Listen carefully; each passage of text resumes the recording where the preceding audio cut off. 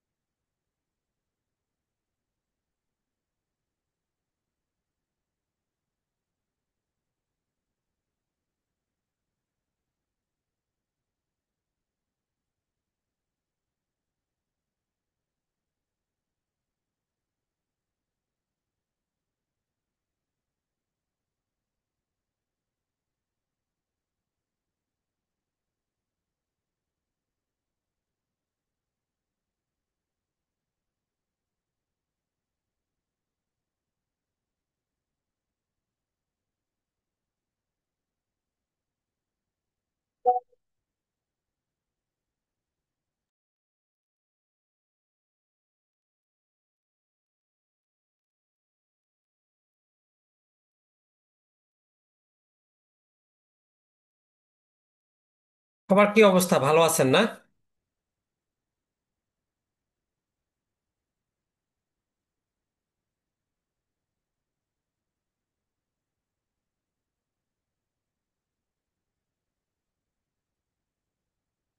আলহামদুলিল্লাহ ভালো আছি ভাই, আপনি কেমন আছেন? জি, আছে, ভালো আছে। কে বললেন, একটু পরিচয় যদি দিতেন। আমি আক্তারুজ্জামান, পূবালী ব্যাংক পিএলসি। আচ্ছা, কোন শাখায় আছেন ভাই? আমি পাবনা জেলাতে আছি, টেবুনিয়া শাখা। আচ্ছা। আমার ভাই এই অর্গানাইজেশন ম্যানেজমেন্টে আটকে আছি। হয়ে দেখি।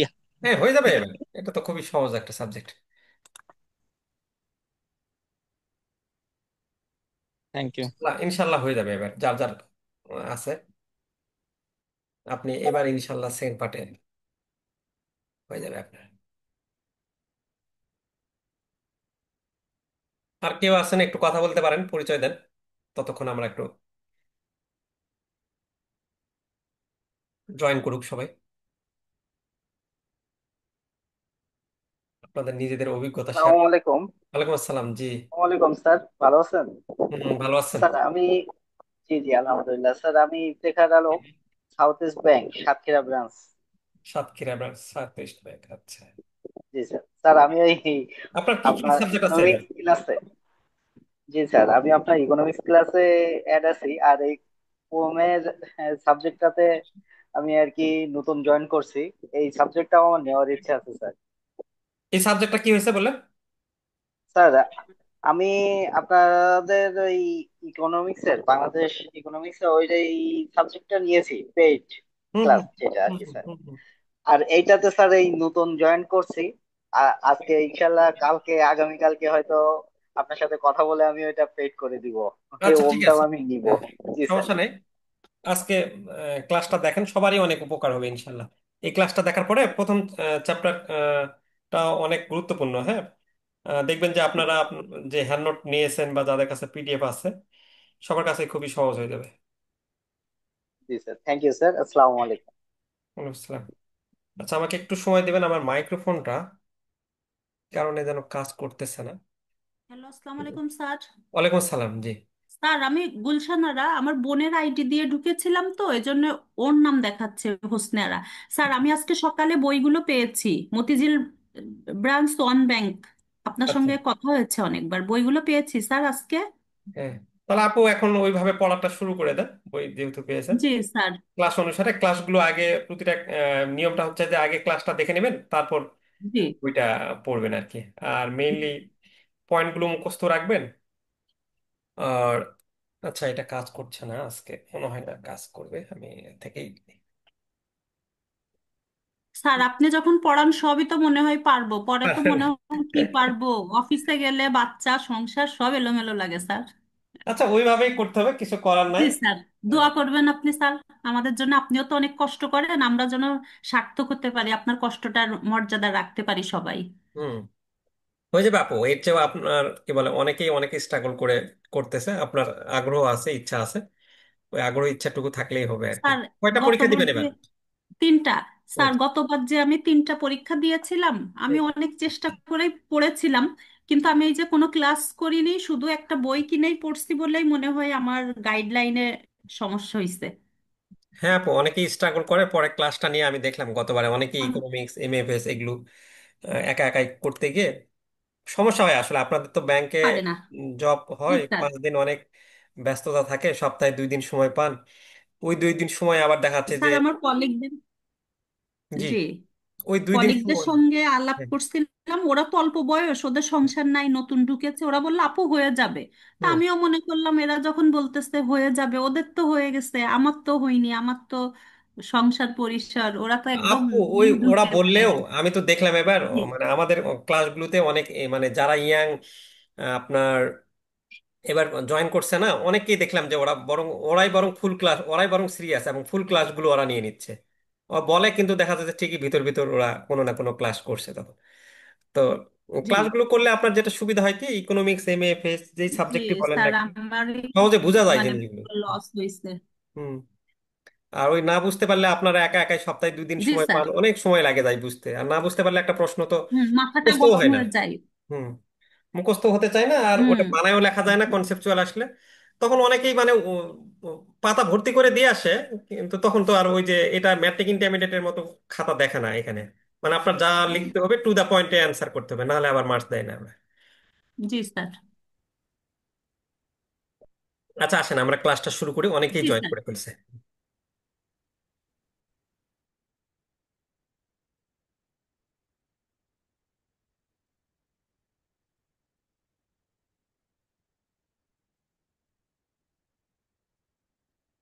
আচ্ছা, ক্লাসের শুরুতে আপনারা জানেন যে, আসসালামু আলাইকুম সবাইকে, আমি লিমন সরকার, প্রভাষক 36তম বিসিএস, হিসাব বিজ্ঞান বিভাগ, নওগাঁ সরকারি কলেজ নওগাঁ, এবং এক্স ব্যাংকার, রাজশাহী কৃষি উন্নয়ন ব্যাংক।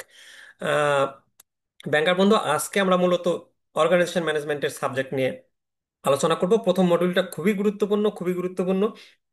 এই একটা চ্যাপ্টার থেকে অনেক সময় একটা সেট বা কখনো কখনো দুইটা সেট থাকে। তো হুবহু দেখা যাচ্ছে যে প্রফেশনাল এক্সামিনেশনে আপনার 100% প্রশ্ন কমন পাওয়া যায় না, কিন্তু 85% প্রশ্ন কমন পাওয়া যায়। আপনার হয়তো বা 10-15 মার্কস কমন থাকবে না, বা 15-20 মার্কস, কিন্তু আপনি যদি টোটাল পড়ে ফেলেন তাহলে আহ, এই সাবজেক্টে আপনার ওই 10-15 মার্কস আপনি বানায় লিখতে পারবেন। আমাদের হ্যামনোটটা আমরা খুবই ইজিলি লিখছি, 60 থেকে 65 পেজের মধ্যে, এবং যারা বাংলা ভার্সন ইংলিশ ভার্সনে দেখছেন খুবই সহজ সরল ভাষায়, এবং 100% চ্যালেঞ্জ দিয়ে বলতে পারি যে এগুলো কোনো গুগল ট্রান্সলেট ভাষা না। তো সবার প্রথমে আমরা একটু প্ল্যান করব যে আমরা এই সাবজেক্টটা কিভাবে পড়বো। এখানে আমি প্রথমেই আমাদের বইগুলোতে যেভাবে সাজাইছি, যেটা আপনার প্রথমেই ব্যাংকে জব করে আপনাদের মানে অনেকেই বলেন যে এত ছোট করছে, তারপরে বলে যে অনেকে স্যার আরো ছোট করে দেওয়া যায় কিনা। তো সেক্ষেত্রে এই জন্য অধ্যায়ভিত্তিক ফাইনাল শর্ট সাজেশন দিয়েছি, যেটা আপনি প্ল্যান করলে প্রথমেই কিভাবে এই চাপ আপনি পড়বেন এটা আমরা এখানে বলে দিই। আমাদের বইগুলোতে এটা দেওয়া আছে। তো সেক্ষেত্রে আপনি সবার আগে যে রিক্সিজনের যে চ্যাপ্টারগুলো আছে, বা আমাদের বইগুলো যারা নিয়ে ফেলছেন অলরেডি, তো এখানে আমরা 3টা জোন ভাগ করছি, risky zone, safe zone, safe zone plus. সবার আগে রিক্সিজনের অধ্যায়গুলো পড়ে কমপ্লিট করার চেষ্টা করবেন। তো মডিউল এ আপনি যেভাবে যান না কেন, মডিউল এ অবশ্যই পড়বেন। নর্মালি অনেক সময় চাইলে কি বলে এটাকে, 60 পেজটাকে ইচ্ছা করলে 40 পেজেও নিয়ে আসা যায়। তো তখন আপনি এই যে মডিউল এ বি অথবা ই অথবা সি, আপনি এ বি তো পড়তে হবে, ই আর সি, আর অল চ্যাপ্টারের শর্ট নোটস হাতে একদম কম সময় থাকলে সবার আগে এইভাবে পড়া শুরু করতে হবে। তারপর আমি এই জোনগুলো বলে দিয়েছি, এই জোনগুলো কিভাবে ফলো করবেন আপনারা হ্যান্ড নোটে অলরেডি আছে, সেটা নিজেরা দেখে নেবেন। কিন্তু আমার পরামর্শ থাকবে, নর্মালি বইটাই যেহেতু এত ছোট, আপনারা যারা যদি সময় পান আপনারা 5টা চ্যাপ্টারই পড়েন। আর যদি কারো একদম সময় আর হচ্ছে না, লাস্ট মোমেন্টে গিয়ে এই পদ্ধতিটা ফলো করবেন। তবে সবার আগে আপনারা মডিউল এটা পড়বেন, বিটা পড়বেন, আর এই মডিউল ই, এটা হচ্ছে হলো সবার শেষের চ্যাপ্টার। খুব সহজ একটা সেট প্রতি বছর এই মডিউল ই থেকে পাওয়া যায়। হ্যাঁ, মাত্র 10-11টা প্রশ্ন, এবং ওখান থেকেই ঘুরে ফিরে আসে। তো চাইলে আপনারা এ বির পরে ই পড়তে যাবেন আর কি, তাহলে আপনারা খুব ইজিলি হয়ে যায়। গত বছর পেয়েছিল, কিন্তু আমি তারপরে ওভারঅল মানে আপনাদের একদমই এত শর্ট করতে মানে নারাজ। কারণ হঠাৎ করে যদি আপনার প্রশ্ন কঠিন হয়, বা এটা তো রাখে আল্লাহ মারেকে, কোনো কারণে যদি খারাপ হয়ে যায় তখন আবার একটু রিস্ক হয়ে যায়। তো সো এই জন্য চেষ্টা করবেন ওভারঅল যদি পারেন 5টা চ্যাপ্টারেই ফলো করতে। আর যদি কারো তারপরও টাফ হয়ে যায়, রিক্স সিজনটা একদমই, যার প্রিপারেশন নেয় বা সময় নেওয়া হচ্ছে না, তখন হয়তো বা রিক্স সিজন আপনি নেবেন। আর যারা রিক্স জোন না ফলো করে সেফ জোনটা ফলো করার চেষ্টা করবেন। আর সবচেয়ে ভালো যারা ইয়াং যদি পারেন তাহলে সেফ জোন প্লাসটা আপনারা ফলো করবেন। যদি সেফ জোন প্লাসটা ফলো করেন তাহলে একেবারে 100% নিশ্চিত পাস।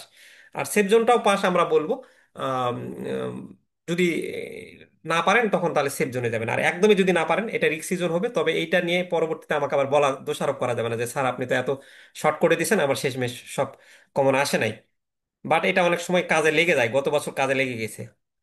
আচ্ছা, আর এখানে এই যে আমরা লিখে দিয়েছি যে কিছু গুরুত্বপূর্ণ পরামর্শ যে জন্যই ফলো করবেন না কেন, সবার আগে রিক্সি জোনের অধ্যায়গুলো পড়া শুরু করবেন।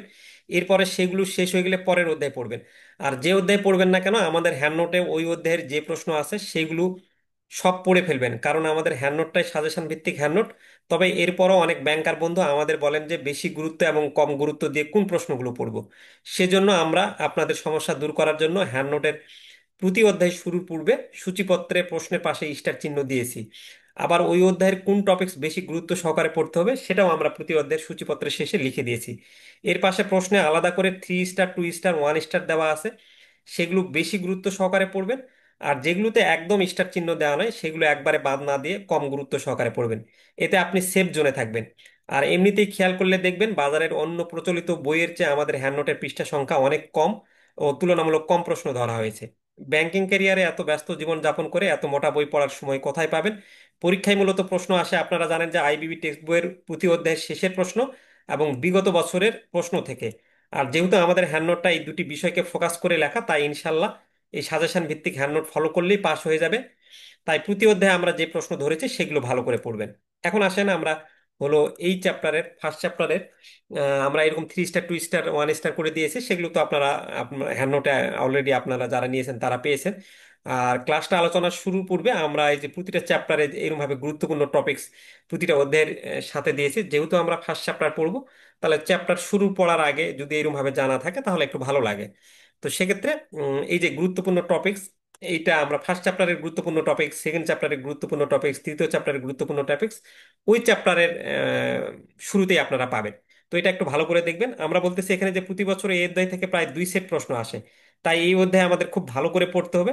আমরা এই অধ্যায়ে বিগত বছর ও আইবিবি টেক্সট বইয়ের অধ্যায় শেষের প্রশ্ন ও টপিকস বিশ্লেষণ করে সবচেয়ে গুরুত্বপূর্ণ প্রশ্ন বাছাই করে দিয়েছি। এই প্রশ্নগুলো পড়লে ইনশাল্লাহ পরীক্ষায় প্রশ্ন কমন পাবেন, বা যেভাবেই পরীক্ষায় প্রশ্ন আসুক না কেন পরীক্ষায় উত্তর দিতে পারবেন। আর সবচেয়ে বড় কথা, প্রতি বছর ব্যবসায় পরিবেশ বা বিজনেস ইনভায়রনমেন্ট থেকে প্রশ্ন থাকেই। তো এই বিজনেস ইনভায়রনমেন্ট রিলেটেড প্রশ্ন কিন্তু আমাদের খুব গুরুত্ব সহকারে পড়তে হবে। আর এবার আমরা quality of work life, formal and informal organisation এবং অর্গানাইজেশনাল বিহেভিয়ার এবং অর্গানাইজেশনাল স্ট্রাকচার, এই 4টা টপিকস ভালো করে পড়বো আর কি। তবে ওভারঅল এই চ্যাপ্টারটা ভালো করে পড়বো, কারণ এই চ্যাপ্টার থেকে অনেক সময় 2 সেট প্রশ্ন কমন পাওয়া যায়, বা 1 সেট প্রশ্ন হুবহু আসে, আরেক সেট প্রশ্ন একটু ক্রিয়েটিভ আসে। তো এখন চলেন আমরা সরাসরি আমাদের স্লাইডে চলে যাই। এখন আমাকে একটু বলেন যে স্লাইডটা আপনারা দেখতে পাচ্ছেন কিনা। হ্যাঁ স্যার, দেখা যাচ্ছে স্যার। আচ্ছা, ওকে। আর পিডিএফটা যে দেখালাম ওইটা কি দেখতে পাচ্ছিলেন?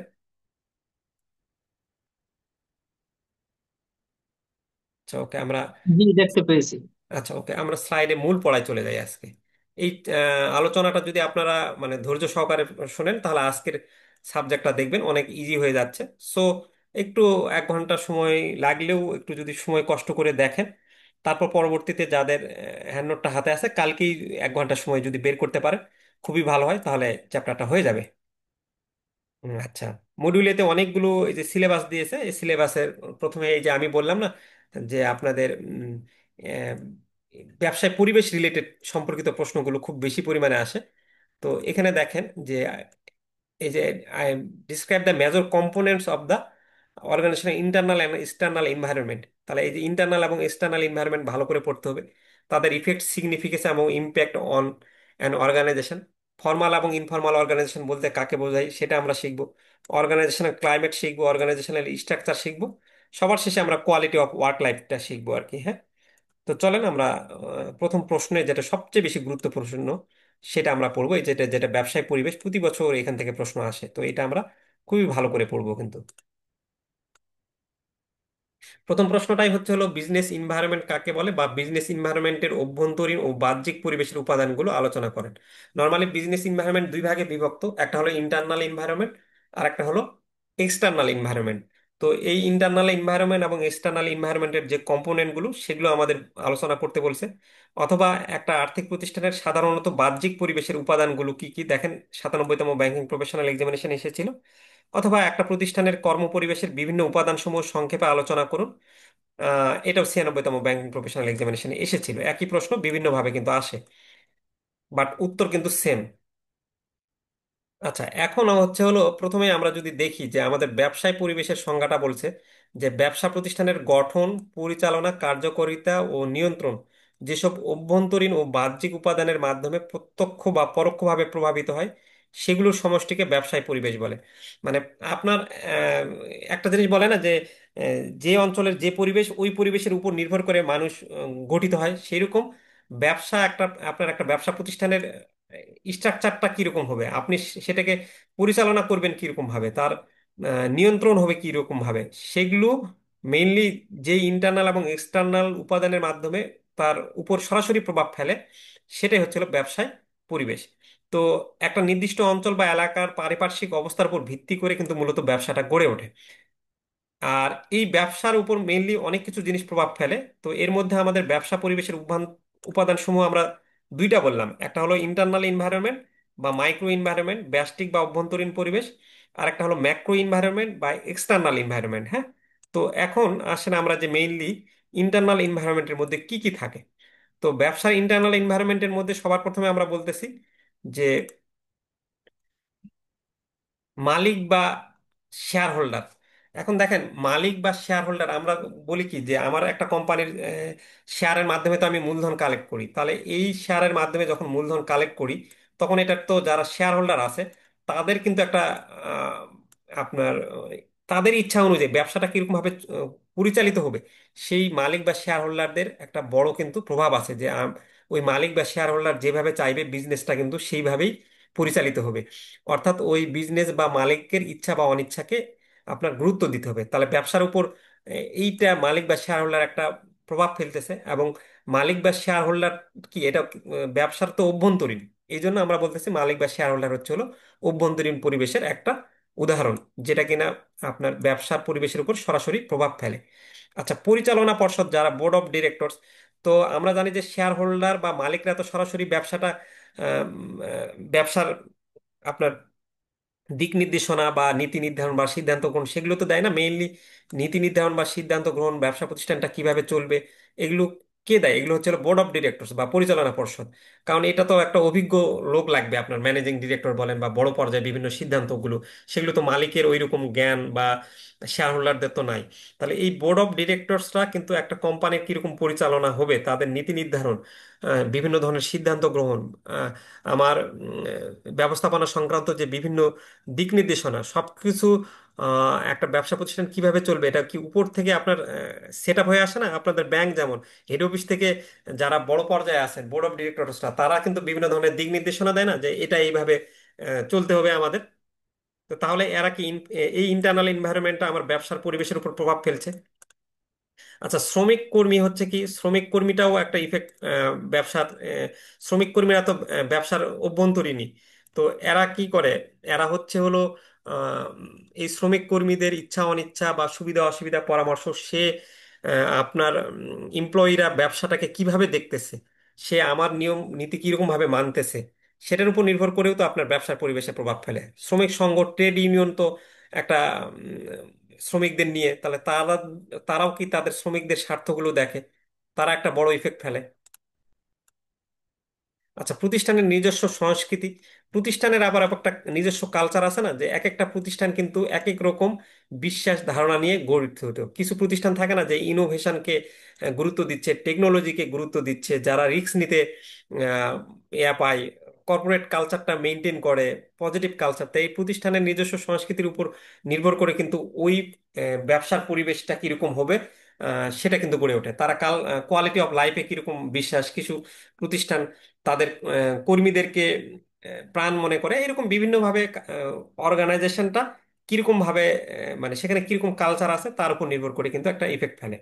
প্রতিষ্ঠানে বিদ্যমান সুযোগ সুবিধা, প্রতিষ্ঠানে আপনার কিভাবে কিরকম প্রযুক্তি আছে, প্রতিষ্ঠানের এই যে মানে অফিস ইনভায়রনমেন্টটা কিরকম, প্রতিষ্ঠানের সুনামটা কিরকম, সেটাও তো ব্যবসা পরিচালনায় প্রভাব বিস্তার করে। তো এগুলো সবগুলোই কি ইন্টারনাল এনভায়রনমেন্টের উদাহরণ। আর ফিনান্সিয়াল কন্ডিশন অফ দ্য অর্গানাইজেশনেরও একটা ইফেক্ট আছে। আর এখন আসেন ম্যাক্রো বা এক্সটার্নাল এনভায়রনমেন্ট। ম্যাক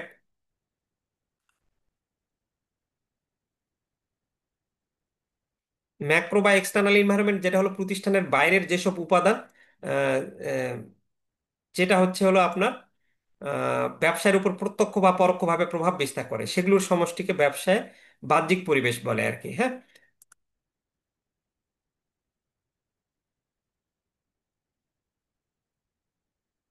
আচ্ছা, এই পরিবেশের উপাদানসমূহ সাধারণত প্রতিষ্ঠানের সরাসরি নিয়ন্ত্রণে থাকে না। মানে ব্যবসার যেগুলো আপনি তো ভিতরের পরিবেশকে নিয়ন্ত্রণ করতে পারবেন, কিন্তু বাহ্যিক পরিবেশ যেটা বাইরের পরিবেশ আছে সেটাকে কিন্তু আপনি কন্ট্রোল করতে পারবেন না। ভিতরের পরিবেশ বলতে আপনি আপনার শেয়ার হোল্ডার বলেন বা উম, আপনার এমপ্লয়িকে বলেন, সেগুলোকে কিন্তু আপনি কন্ট্রোলে নিয়ে আসতে পারবেন। আর বাহ্যিক পরিবেশ কেন কন্ট্রোলে নিয়ে আসতে পারবেন না, সেটা যদি আমরা উদাহরণ দেখি তাহলে কিন্তু তখন বুঝতে পারবেন যে কেন বাহ্যিক পরিবেশকে কন্ট্রোল করতে পারবেন না আপনি।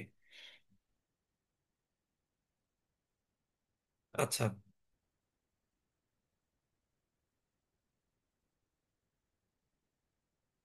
বাহ্যিক পরিবেশের আবার এখানে আমরা বলতেছি যে ব্যবসার কাজের উপর বাইরের যেসব ব্যক্তি বা পক্ষ প্রত্যক্ষভাবে প্রভাব বিস্তার করে তাদের সমন্বয়ে গড়ে ওঠে এক্সটার্নাল এনভায়রনমেন্টকে আমরা এখন ভাগ করতেছি, যেমন টাস্ক এনভায়রনমেন্ট।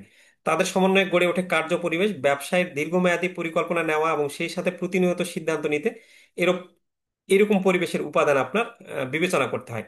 তো এখন আমরা দেখি যে আমাদের বাইরের পরিবেশের একজন উপাদান হচ্ছে হলো ক্রেতা। তো মেইনলি আমাদের ক্রেতা কিন্তু আমরা মানে ক্রেতার উপর নির্ভর করে কিন্তু আমরা অনেক সময় আমাদের ব্যবসাটাকে সেট আপ করি। কারণ আমরা জানি যে ক্রেতা সন্তুষ্ট থাকলে আমার ব্যবসা টিকে থাকবে। সো আমার কাস্টমার বা কনজিউমার কিরকম চাচ্ছে সেই অনুসারে কিন্তু আমার ব্যবসা প্রতিষ্ঠানটাকে তার রুচি এবং তার চাহিদা পছন্দ অনুসারে কিন্তু আমি আমার ব্যবসা প্রতিষ্ঠানটাকে সাজাই। আপনারা আম, যারা প্রাইভেট ব্যাংকে তারা কেন এত অফিসটাকে টিপটপ বা এসি থেকে শুরু করে খুব সুন্দর করে সাজান, কারণ আপনারা জানেন যে এখনকার যুগের মানুষরা সবাই একটু বিলাসী, বা আমার কাস্টমার যেন যখন আমার কাছে আসবে সে যেন একটা অনার ফিল করে। তাহলে এই যে ক্রেতার কথা চিন্তা করেই তো আপনি আপনার অফিস এনভায়রনমেন্টটা ভালো করছেন। শুধু ক্রেতার না, আপনার এমপ্লয়িরাও যেন কাজ করতে আরাম বোধ করে, তাহলে সেটার কথাও চিন্তা করতেছেন। সো আমাদের একটা যে কোনো ব্যবসা আপনি কিন্তু ক্রেতার পছন্দ অপছন্দ কি সেইটাকে কিন্তু সবচেয়ে বেশি গুরুত্ব দেয়, কারণ লং রানে ব্যবসা টিকে থাকতে গেলে ক্রেতাকে সন্তুষ্ট রাখা ছাড়া আমার ব্যবসা টিকবে না। প্রতিযোগী কি, প্রতিযোগী হলো ব্যবসার বাইরের এনভায়রনমেন্ট। তো এই প্রতিযোগীর উপর নির্ভর করে কিন্তু আমার প্রতিযোগী আমার ব্যবসাটা কিন্তু চলে। প্রতিযোগী কি কৌশল নিচ্ছে, তাহলে আমাকে বাজারে টিকে থাকতে থাকলে তার কৌশলের চেয়ে আমাকে ভালো কৌশল গ্রহণ করতে হবে, তার চেয়ে আমাকে ভালো প্রোডাক্ট দিতে হবে। তাহলে প্রতিযোগী হচ্ছে হলো বাইরের এনভায়রনমেন্ট। পণ্য সরবরাহকারী আমার সাপ্লায়ার হচ্ছে একটা বাইরের এনভায়রনমেন্ট। যে পণ্য সরবরাহকারী প্রতিষ্ঠানে যিনি সাপ্লায়ার সে আমাকে কি করে, প্রয়োজনীয় কাঁচামাল বা পণ্য সরবরাহ করে। তো এই সাপ্লায়ার যদি আমাকে ঠিক মতো যদি কাঁচামাল ঠিক টাইমে না দেয় তাহলে তো আমি আমার প্রোডাক্ট ঠিক মতো টাইমে উৎপাদন করতে পারবো না। আর ঠিক টাইমে উৎপাদন করতে না পারলে আমি কাস্টমারকে দিতে পারবো না। সো সাপ্লায়ার একটা ব্যবসাতে বড় ইফেক্ট ফেলে। মধ্যস্থ ব্যবসায়ী মিডিলম্যান একটা ইফেক্ট ফেলে, ঋণদাতা।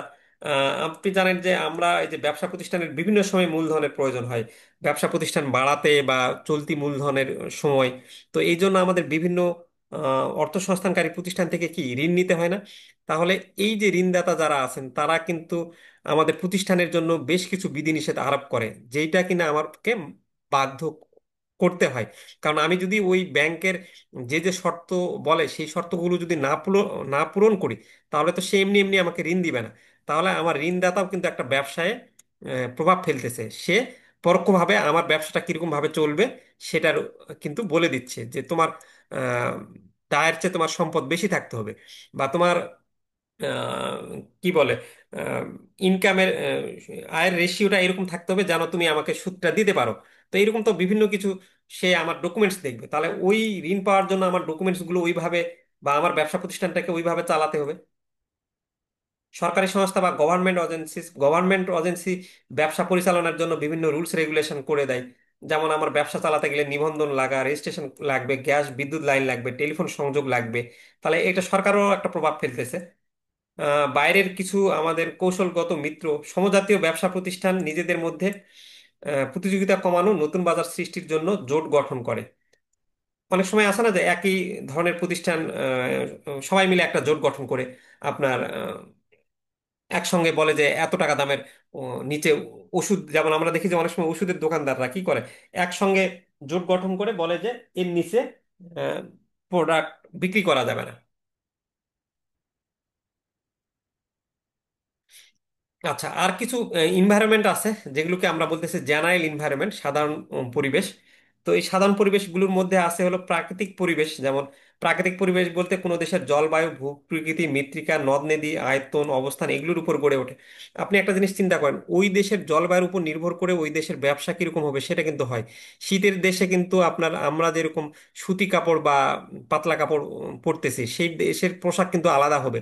ইভেন আপনার ওই দেশের ভূপ্রকৃতি, ওই দেশের মানুষের চিন্তা ভাবনা, কালচার কিরকম, আহ, আপনার কি বলে সৌদি আরবের মানুষের দেখেন কালচারের উপর নির্ভর করে তার পোশাক কিরকম বিক্রি হচ্ছে, আবার ইন্ডিয়ার পোশাক কিরকম হচ্ছে, আমেরিকার কিরকম হচ্ছে, আর আমাদের দেশের কিরকম হচ্ছে। তো প্রাকৃতিক পরিবেশ কিন্তু একটা বড় ইফেক্ট ফেলে। আপনার অর্থনৈতিক পরিবেশ একটা দেশের কিরকম, যে ওই দেশের মানুষের আয় কিরকম, সঞ্চয় কিরকম, মূলধন, বিনিয়োগ, এগুলো অর্থ, ঋণ প্রভৃতির সমন্বয়ে যে পরিবেশ গড়ে ওঠে সেটাকে আমরা অর্থনৈতিক পরিবেশ বলি। তাহলে ওই দেশের অর্থনৈতিক প্রবৃদ্ধি কিরকম সেই রকম উপর নির্ভর করে আপনার কিন্তু পণ্য তৈরি হবে। তাহলে এই অর্থনৈতিক পরিবেশ একটা গুরুত্বপূর্ণ অবদান রাখে। সামাজিক পরিবেশ, সমাজে বসবাসরত মানুষের সংখ্যা কিরকম, তাদের দেশের শিক্ষা ব্যবস্থাটা কিরকম, বেকারত্ব কিরকম, জাতীয়তা, সভ্যতা প্রভৃতির সমন্বয়ে যে পরিবেশ গড়ে ওঠে তাকে সামাজিক পরিবেশ বলে। তাহলে এগুলোও কিন্তু ব্যবসাকে প্রভাব ফেলে। ওই দেশের মানুষের যদি বেশি বেকারত্ব থাকে তাহলে তো তাদের ইনকাম সেরকম বেশি থাকবে না। সাংস্কৃতিক পরিবেশ, ওই দেশের মানুষের চিন্তা চেতনা, ধ্যান ধারণা কিরকম, তারা কোন কালচারে বিশ্বাসী সেটার উপর নির্ভর করে কিন্তু আপনার ব্যবসাতে একটা ভালো ইফেক্ট পড়বে। এবং ওই ধরনের আপনি যে দেশে আছেন সেই দেশের কালচার বা ধর্মকে কিন্তু আপনাকে মেনে চলতে হবে। যেমন এই যে কিছুদিন আগে আমরা দেখলাম না যে কোকা কোলা আমাদের দেশের ধর্মীয় সংস্কৃতিতে বা একটা এই যে ইসরায়েলের সঙ্গে মিলে আমরা কিরকম একটা বড় মানে ইফেক্ট করলাম, এবং এইটাকে আবার ফের দেখলেন না যে আরেকটা কোম্পানি মজো কিরকম ভাবে সুযোগ কাজে লাগালো। তারপর একটা দেশের রাজনৈতিক পরিবেশ কিরকম, যদি রাজনৈতিক পরিবেশ স্থিতিশীল থাকে তাহলে তো সেখানে ব্যবসা করতে আসবে বাইরের দেশ থেকে, বিনিয়োগ হবে। যদি রাজনৈতিক পরিবেশ অস্থিতিশীল থাকে তাহলে সেখানে অনেকে বিনিয়োগ করতে চাইবে না। ধর্মীয় পরিবেশ, ওই ধর্মের যে চিন্তা ভাবনাগুলো, প্রযুক্তিগত পরিবেশ, সেখানে বিজ্ঞান এবং প্রযুক্তিগত দিক দিয়ে কিভাবে এগিয়ে যাচ্ছে। দেখেন চায়নাতে বা হংকং এ প্রযুক্তিগত পরিবেশটা কোন দিক দিয়ে এগিয়ে গেছে, আর আমাদের দেশ বা অন্য দেশগুলো কিরকম ভাবে এগিয়ে গেছে। ব্যবসার আইনগত পরিবেশ, আইনগত পরিবেশ হলে আপনার যেমন ব্যাংক, আপনি বাংলাদেশ ব্যাংকের অনেক রুলস রেগুলেশন আপনাকে মানতে হচ্ছে না, তাহলে আপনি যেখানে ব্যবসা করতেছেন সেই দেশের আপনার আম, বাণিজ্য বা শিল্প আইন, শ্রম আইন, পরিবেশ আইন এগুলো তো আপনাকে মেনে চলতে হবে। তাহলে ওই আইনের আপনার কিন্তু অনেক কিছু বিধিনিষেধ করে দেয় যে তুমি এর বাইরে যেতে পারবে না। তখন স্বাভাবিকভাবে আপনার ওই নিয়মগুলো মেনে চলতে হয়। আচ্ছা, এই ছিল আমাদের প্রথম যে ব্যবসার অভ্যন্তরীণ পরিবেশ, বাহ্যিক পরিবেশ, জেনারেল পরিবেশ, এগুলো ওভারঅল একটা আইডিয়া। তো এই প্রশ্ন নাম্বার একটা নিয়ে আমরা যেটা আলোচনা করছি, আপনি চাইলে ওই 1 নম্বর প্রশ্নের অ্যান্সার দিয়েই ব্যবসার উপরে যে অভ্যন্তরীণ ও বাহ্যিক পরিবেশের প্রভাব আলোচনা করো সেটা দিয়েই কভার হয়ে যাবে, আলাদাভাবে না পড়লেও চলবে আর কি। তো এই জন্য আমি আর এটা আলোচনা করলাম না, এটা আমরা মানে উত্তর আলাদাভাবে দিয়েছি, কিন্তু দেখি পরের বারে আমি এটা একটা প্রশ্নেই নিয়ে চলে আসবো, কারণ ওই একই জিনিস আপনার আলাদাভাবে আর পড়ার দরকার নেই। আমরা যেটা করছি যে যে প্রশ্নগুলো আপনার এক উত্তর দিয়ে 3-4টা প্রশ্ন যদি হয়ে যায় তাহলে সেটা করার চেষ্টা করছি, এটা করছি না। এরপর দেখেন discuss the differences between internal environment এবং এক্সটার্নাল এনভায়রনমেন্ট। অভ্যন্তরীণ পরিবেশ এবং বাহ্যিক পরিবেশের মধ্যে পার্থক্য আলোচনা করেন, বা একটা প্রতিষ্ঠানের মাইক্রো পরিবেশ বা ম্যাক্রো পরিবেশের মধ্যে পার্থক্যটা কি। তাহলে অভ্যন্তরীণ পরিবেশ বা যেটা ইন্টারনাল এনভায়রনমেন্ট, আমরা এটা বলতেছি প্রতিষ্ঠানের ভিতরের বিষয়গুলো। আর এক্সটার্নাল পরিবেশ বা বাহ্যিক পরিবেশ এটা প্রতিষ্ঠানের বাইরের বিষয়। ইন্টারনাল এনভায়রনমেন্টে আপনি কন্ট্রোল করতে পারবেন। হ্যাঁ, এটা আপনার হচ্ছে হলো আপনার আয়ত্তের মধ্যে। যেহেতু আপনার আমরা বাড়ির পরিবারের যদি সদস্য হয় তাকে কন্ট্রোল করতে পারবো না, পরিবারের বাইরের সদস্যকে কি কন্ট্রোল করতে পারবো?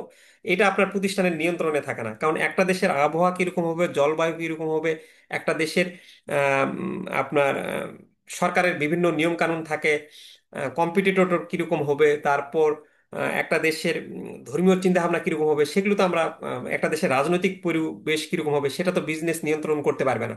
সো এটা আপনি সহজ ভাষায় মাথায় রাখবেন সব সময়, যে ইন্টারনাল এনভায়রনমেন্টটা আপনি কন্ট্রোল করতে পারবেন, এটা কন্ট্রোল যোগ্য, আর এটা হলো আপনার কন্ট্রোল যোগ্য না। সরাসরি ও দ্রুত প্রভাব ফেলে অভ্যন্তরীণ পরিবেশ, আর এটা হলো ধীরে ও পরোক্ষভাবে প্রভাব ফেলে। আভ্যন্তরীণ পরিবেশের উদাহরণ আমাদের এই যে কর্মচারী, সরবরাহকারী, গ্রাহক ইত্যাদি অন্তর্ভুক্ত থাকে। বহিরাগত পরিবেশে অর্থনীতি, রাজনীতি, আইন, সংস্কৃতি ইত্যাদি অন্তর্ভুক্ত থাকে। উদাহরণ, একটা ব্যাংকের শাখা ব্যবস্থাপক আমরা পরিবর্তন করা, সরকারের নতুন সুদের হার নীতিমালা প্রণয়ন আর কি।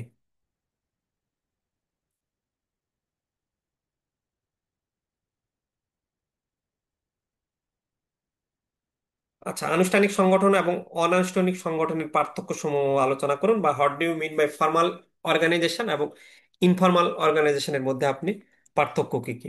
আচ্ছা, আনুষ্ঠানিক সংগঠন হচ্ছে এমন একটা সংগঠন, ফর্মাল অর্গানাইজেশন দেখেন বলেই দিচ্ছে হলো আপনার ফর্মাল। ফর্মাল আমরা বলি না যে ফর্মাল ড্রেস, তাহলে ফর্মাল ড্রেস মানে কি আপনার খুব পোশাক বা কেতাদুরস্ত হবে, তাহলে সেরকম আনুষ্ঠানিক সংগঠন মানে কি সেটা, সেই সংগঠনটা নীতিমালা, নিয়ম কানুন, কাঠামো এগুলো কিন্তু সব সেট আপ থাকবে। এই ইত্যাদির মাধ্যমে যে গঠিত সংগঠন আছে সেটাকে বলে আপনার আনুষ্ঠানিক সংগঠন। আর অনানুষ্ঠানিক সংগঠন নাম শুনেই বুঝতে পারছেন, ফর্মাল ইনফর্মাল, তার মানে এখানে আপনার নীতিমালা, আইন কানুন বা কাঠামোটা ওরম ভাবে গড়ে উঠবে না। আনুষ্ঠানিক সংগঠন, এই ফর্মাল সংগঠনের নির্দিষ্ট লক্ষ্য থাকে, আর ইনফর্মাল সংগঠনের লক্ষ্য স্পষ্টভাবে নির্ধারিত থাকে না। এই আনুষ্ঠানিক সংগঠন, সংগঠনের নীতিমালাগুলো কিরকম ভাবে চলবে, সংগঠনটা নীতিমালা, নিয়ম কানুন সবগুলো লিখিত আকারে থাকবে। আর এটা যেহেতু লিখিত আকারে থাকে, অনানুষ্ঠানিক সংগঠন লিখিত আকারে থাকে না। এটার উদাহরণটা যদি আমরা বলি, যে ফর্মাল অর্গানাইজেশন এবং ইনফর্মাল অর্গানাইজেশন, ইনফর্মাল অর্গানাইজেশনগুলো পাড়ার কোনো ক্লাব বা কোনো সেবামূলক প্রতিষ্ঠান, এই ধরনের অর্গানাইজেশনগুলোকে ইনফর্মাল অর্গানাইজেশন বলে। আর ফর্মাল অর্গানাইজেশন তো ব্যবসা ট্যাবসা এগুলোর মধ্যেই চলে আসবে। তাহলে বুঝতেই পারছেন যে পাড়ার যদি কোনো ক্লাব বা একটা সেবামূলক প্রতিষ্ঠান, সেগুলো তো আর এত মানে লিখিত নিয়ম, আইন কানুন কোনো কিছু থাকবে না। এই যে দেখেন উদাহরণটা যদি দেখি আমরা, যে এই যে বন্ধুদের দল, খেলার দল বা স্থানীয় ক্লাব ইত্যাদি, তো এগুলোতে তো আপনার এরকম ভাবে নিয়ম কানুন দিয়ে চলে না। আর আনুষ্ঠানিক সংগঠনে যে সরকারি প্রতিষ্ঠান, কোম্পানি, স্কুল, কলেজ, এগুলো সবকিছুর কিন্তু আইন কানুন, নিয়ম, নীতিমালা উল্লেখ করা আছে। আচ্ছা, তারপর হলো আনুষ্ঠানিক সংগঠনে কি ঊর্ধ্বতন, ঊর্ধ্বতন থেকে নিম্নতম পর্যায়ে কর্তৃপক্ষের ধারা স্পষ্ট থাকে। কর্তৃপক্ষের ধারা মানে কে কোনটা, মানে আমাদের যেমন যদি কলেজে বলি তাহলে প্রিন্সিপাল কি সবার বড় না, তারপর ভাইস প্রিন্সিপাল, তারপর বিভাগীয় প্রধান, বিভাগীয় প্রধানের আন্ডারে এই যে আপনার মানে কর্তৃত্বের ধারাটা একটা উপর থেকে নিচের দিকে আসতেছে। তারপর আপনাদের হয়তো বা ব্যাংকে আপনাদের বিভিন্ন রকম রকম যে পদ সোপানগুলো আছে, অফিসার, সিনিয়র অফিসার, এসপিও, পিও, এজিএম, জিএম, এই যে এরকম ভাবে বিভিন্ন আনুষ্ঠানিক সংগঠনে কি হয়, যে ঊর্ধ্বতন থেকে নিম্নতম পর্যায়ের কর্তৃপক্ষের ধারা স্পষ্ট থাকে। আর এই যে ইনফর্মাল অর্গানাইজেশন, পাড়ার কোনো যদি ক্লাব হয় বা খেলার দল হয়, সেখানে কি ওইরকম ভাবে কোনো অনেক সময় থাকে না, সেখানে কিন্তু জাস্ট ব্যক্তিগত সম্পর্কের উপর ভিত্তি করে কাজ পরিচালিত হবে। এখানে কর্মরতদের পদবি, দায়িত্ব, কর্তৃপক্ষ স্পষ্টভাবে বর্ণিত থাকে কিন্তু, মানে কে কোন পদে আছে, তার দায়িত্বটা কি, সিনিয়র অফিসারের দায়িত্ব কি হবে, ম্যানেজারের দায়িত্ব কি হবে, স্পষ্টভাবে উল্লেখ আছে। আর এখানে কর্মরতদের পদবি, দায়িত্ব, কর্তৃপক্ষ স্পষ্টভাবে বর্ণিত থাকে না। অনৈতিক কার্যকলাপ নিষিদ্ধ থাকে এখানে, আর এখানে অনৈতিক কার্যকলাপ হতে পারে কিন্তু ক্লাবগুলোতে। তো এই ছিল আমাদের ফর্মাল অর্গানাইজেশন এবং ইনফর্মাল অর্গানাইজেশনের মধ্যে পার্থক্য। জাস্ট শুধু মাথায় রাখবেন যে ফর্মাল অর্গানাইজেশনের যদি উদাহরণগুলো আপনার যদি মাথায় থাকে, তাহলে খুব সহজেই এই বাকিগুলো বানায় লিখতে পারবেন। আমরা সংক্ষেপে দিয়েছি এখানে যে ফর্মাল অর্গানাইজেশনের লক্ষ্যটা স্পষ্ট, এটা হলো অস্পষ্ট। নীতিমালাগুলো আনুষ্ঠানিক সংগঠনে লিখিত থাকে, অনানুষ্ঠানিক সংগঠনে মৌখিক থাকে। কাঠামো পরিষ্কার, এটা অস্পষ্ট। কর্তৃপক্ষ স্পষ্ট, এটা অস্পষ্ট। নিয়ন্ত্রণ কিভাবে হয়, এটা নিয়ম কানুনের মাধ্যমে আর একটা ব্যক্তিগত সম্পর্কের মাধ্যমে। আর উদাহরণ তো আমরা পড়লামই, সহজে মুখস্থ রাখার জন্য আমরা এরকমভাবে দেখতে পারি। আচ্ছা, describe the elements of formal and informal organisation, আনুষ্ঠানিক এবং অনানুষ্ঠানিক সংগঠনের উপাদানগুলো কি কি। ফর্মাল অর্গানাইজেশন এবং ইনফর্মাল অর্গানাইজেশন এবার ভালো করে পড়তে হবে। যে আনুষ্ঠানিক সংগঠনের উপাদান বলতে বলছে যে এখানে সবকিছুই একটা নিয়মিত কাঠামো মেনে চলবে। কে কি করবে সেটা আগে থেকে কিন্তু ঠিক করা থাকে। সিনিয়র অফিসার কি করবে, অফিসার কি করবে, সবকিছু কিন্তু ঠিক করা থাকে। নিয়ম এবং পদ্ধতি থাকে, কাজ করতে হয় নির্দিষ্ট নিয়ম কানুন মেনে। সরকারি যোগাযোগ, কথা বা নির্দেশ আদান প্রদান হয় নির্দিষ্ট পথে। নিচের লোক উপরের অনুমতি নিয়েই কাজ করে। আনুষ্ঠানিক সংগঠনেতে আমরা যারা নিচের পর্যায়ে আছি তারা কিন্তু কোনো কাজ করতে গেলে আমার কি উপরের অনুমতি নিতে হবে। লক্ষ্য ভিত্তিক প্রতিষ্ঠান যেটা অর্জন করতে চায় সেটাই হচ্ছে আমার মূল লক্ষ্য, সব কাজ সেই লক্ষ্য অনুযায়ী হয়। আমার 3 মাসের টার্গেট হচ্ছে যে এত পরিমাণ আমি ঋণ দিব, এত পরিমাণ আমার ডিপোজিট কালেক্ট করব। তাহলে কিন্তু আমার সকল কাজগুলো ওই অনুসারেই কিন্তু আমার হবে। আমার এই বছর এই পরিমাণ আমি মুনাফা করতে চাই, তাহলে এই মুনাফা অর্জন করার জন্য সবাই মিলে কি করতে হবে সেটাই। আচ্ছা, আর যদি ইনফরমাল অর্গানাইজেশনের উপাদানগুলো কি কি? এখানে ইনফরমাল অর্গানাইজেশনটা গড়েই ওঠে ব্যক্তিগত সম্পর্ক। পাড়ার কোনো ক্লাবগুলোতে কিন্তু বন্ধুত্ব এবং কাছাকাছি সম্পর্ক দিয়ে এখানে দল গড়ে ওঠে। এখানে কিন্তু কোনো লিখিত নিয়ম নেই। এখানে সবার সাথে ওপেন কমিউনিকেশন হয়, যে কেউ যার সাথে কিন্তু খুশি মনে কথা বলতে পারে। কে বড় কে ছোট এগুলো কিন্তু চলে না। আর ফর্মাল অর্গানাইজেশনে আপনি একটা কথা বলতে যাবেন আপনার বসকে, আপনি কিন্তু 5 বার ভাববেন।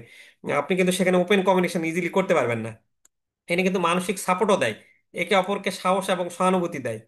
হ্যাঁ, এতে অফিসে এক ধরনের ভ্রাতৃত্ব তৈরি হয়। আর এতে কিন্তু ওইরকম ভাবে মানসিক সাপোর্ট, আমরা বলি না যে কলিগ কখনো বন্ধু হতে পারে না, তো সেই মানসিক সাপোর্ট তো ফর্মাল অর্গানাইজেশনে পাওয়া যায় না আসলে।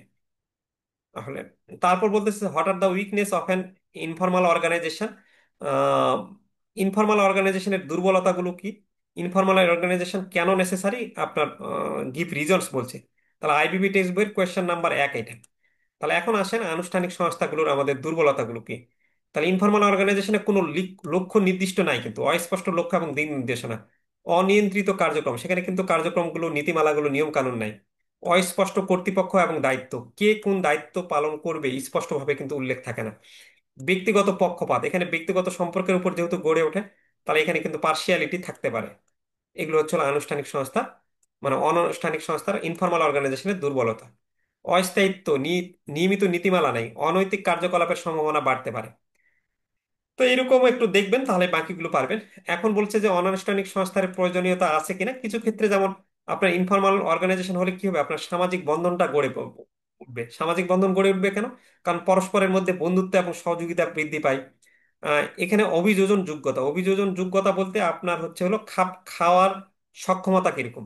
তাহলে এখানে যেহেতু এত নিয়ম কানুন আপনার ওইরকম স্ট্রিক্টলি নাই, তাহলে নিয়ম কানুন স্ট্রিক্টলি না থাকলে যে কোনো পরিবর্তন হইলে সেই পরিবর্তনের সাথে কিন্তু আপনি দ্রুত খাপ খাইতে পারবেন।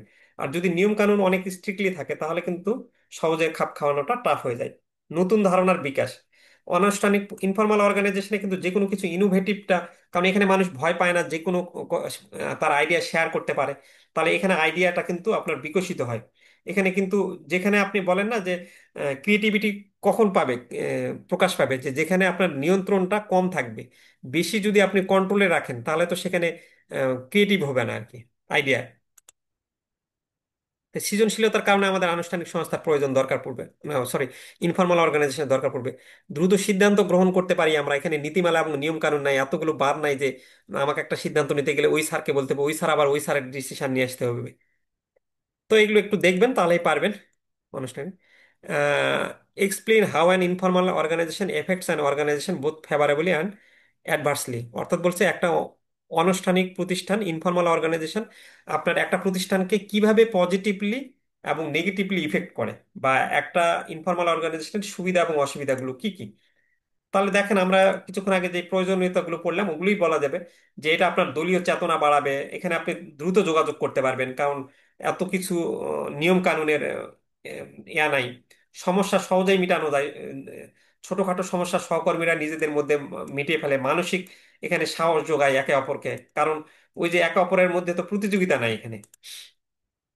আর ইনফর্মাল অর্গানাইজেশনের যে নেগেটিভ প্রভাবগুলো কি হতে পারে? যে এখানে নিয়ন্ত্রণ না থাকলে ভুল তথ্য বা গসিপ ছড়িয়ে পড়ে, গুজব ছড়াতে পারে। তারপর ওই পাড়ার ক্লাব বা এগুলোতে কি দেখেন না, একটা দলাদলি তৈরি হয়। একজন লিডারের আন্ডারে আরেকজন কয়েকজনকে নিচে, ফের আরেকজন আরেকজনকে নিচে, মানে ছোট ছোট গ্রুপ তৈরি হয়। কর্তৃপক্ষের বিরোধিতা করতে পারে। আনুষ্ঠানিক নেতা অনেক সময় নিয়ম না মানার দিকে প্রভাব ফেলে। কাজে কিন্তু ব্যাঘাত ঘটে, কারণ এখানে বেশি আড্ডা বা বন্ধুত্বপূর্ণ কথাবার্তা আপনার কি হয়, কাজের মনোযোগটা নষ্ট করে। আচ্ছা, what is an organisational climate, সাংগঠনিক জলবায়ু কি? Describe the features of organisational climate, 8 নম্বর প্রশ্ন। আচ্ছা, অর্গানাইজেশনাল ক্লাইমেট বলতে বোঝায় যে একটা প্রতিষ্ঠানের কর্মীদের মধ্যে বিদ্যমান অনুভূতি, ধারণা, মনোভাব এবং আচরণের সমষ্টি। মানে ওই প্রতিষ্ঠানের যারা এমপ্লয়ি আছেন তারা, তাদের অ্যাটিটিউডটা কিরকম, হ্যাঁ, তাদের আপনার প্রতিষ্ঠানের উপর তাদের বিহেভিয়ারটা কিরকম, সেটাই হচ্ছে হলো অর্গানাইজেশনাল ক্লাইমেট। এইটা মূলত প্রতিষ্ঠানের নীতিমালা, কাঠামো, নেতৃত্ব এবং সংস্কৃতি ইত্যাদির দ্বারা প্রভাবিত হয়। প্রতিষ্ঠানের নিয়ম, নীতিমালা, তারপর স্ট্রাকচারটা কিরকম, প্রতিষ্ঠানের কালচারটা কিরকম, সেটার উপর নির্ভর করে কিন্তু আহ, আপনার প্রতিষ্ঠানের এমপ্লয়ির ওভারঅল অ্যাটিটিউডটা আপনার প্রতি হবে। সাংগঠনিক জলবায়ু কর্মীদের মনোভাব, আচরণ, কাজের সন্তুষ্টি এবং শেষ পর্যন্ত তাদের কর্মক্ষমতা এবং সুস্থতাকে প্রভাবিত করে। এটার বৈশিষ্ট্য হচ্ছে এইরকম যে কর্মীরা প্রতিষ্ঠান সম্পর্কে কেমন অনুভব করে তা সাংগঠনিক জলবায়ুর একটা গুরুত্বপূর্ণ দিক। এতে কর্মীদের সন্তুষ্টি, প্রেরণা, নিরাপত্তা ইত্যাদি অন্তর্ভুক্ত। যদি কর্মীরা স্যাটিসফাইড হয় তাহলে কিন্তু প্রতিষ্ঠান সম্পর্কে ভালো মানে আইডিয়া মানে কি বলে, ভালো মনোভাব রাখবে তারা।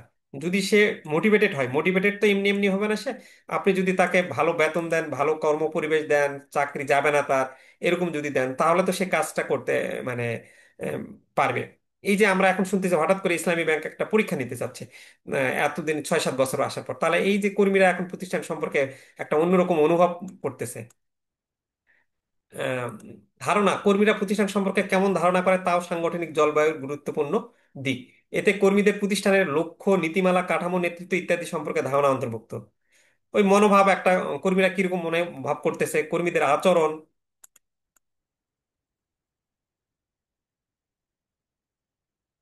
কর্মীদের কর্মক্ষমতা, সাংগঠনিক জলবায়ু কর্মীদের কর্মক্ষমতার উপর প্রভাব ফেলে। যদি আপনার ভালো অর্গানাইজেশন ক্লাইমেট হয় তাহলে সেখানে কর্মীদের কাজের ইফিসিয়েন্সি বাড়ে। আপনার যদি ভালো অর্গানাইজেশন ক্লাইমেট হয় তাহলে আপনি সেই কোম্পানিটা ছাড়তে চায় না। যেমন আমরা নর্মালি যদি প্রাইভেট কোম্পানিগুলোর ক্ষেত্রে বলি যে ব্যাটে মানে সবাই জব করতে চায় না, বা বড় মাল্টিন্যাশনাল কোম্পানিগুলোতে, তাহলে তাদের অর্গানাইজেশন ক্লাইমেট ভালো বলেই তো সেখানে কর্মীরা কিন্তু সহজে ধরে রাখতে পারছে। আর অন্যদিকে আমরা যদি বলি প্রাণ কোম্পানি, সেখানে তো অনেকেই বলে যে এত কাজের প্রেশার, ওখানে থাকতে চায় না। এরকম আপনাদের ব্যাংকেরও তো ক্ষেত্রে নির্ভর করে না যে এই ব্যাংকটাতে অনেকে থাকতে চাচ্ছে। তারপর যদি ভালো ব্যাংকের এনভায়রনমেন্ট হয় বা যদি ভালো কোম্পানি হয় তাহলে সেটার প্রতি সবাই অ্যাট্রাক্ট ফিল করে, নতুন কর্মী আকর্ষণ করতে সম্ভব হয়। কর্মচারী বান্ধব, যদি কর্মচারী বান্ধব অর্গানাইজেশন ক্লাইমেট থাকে তাহলে তখন কর্মীদের প্রতি কি হয়, তারা আহ, শ্রদ্ধা, সহযোগিতা বা আস্থা থাকে। কর্মীদের তারা কাজের স্বাধীনতা অনুভব করে।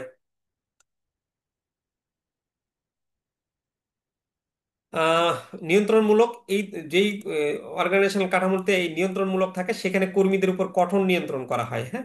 কর্মীরা তাদের কাজে স্বাধীনতা অনুভব করে না।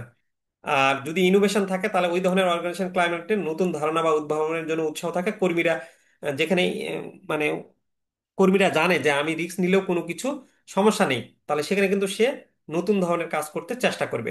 যোগাযোগ, আপনি যদি কর্মীদের মধ্যে ওপেন কমিউনিকেশন থাকে, তাহলে ওপেন কমিউনিকেশন থাকলে কি হবে যে পারস্পরিক ভুল বোঝাবুঝি সেগুলো কিন্তু দূর হবে, সন্দেহ গড়ে উঠবে না।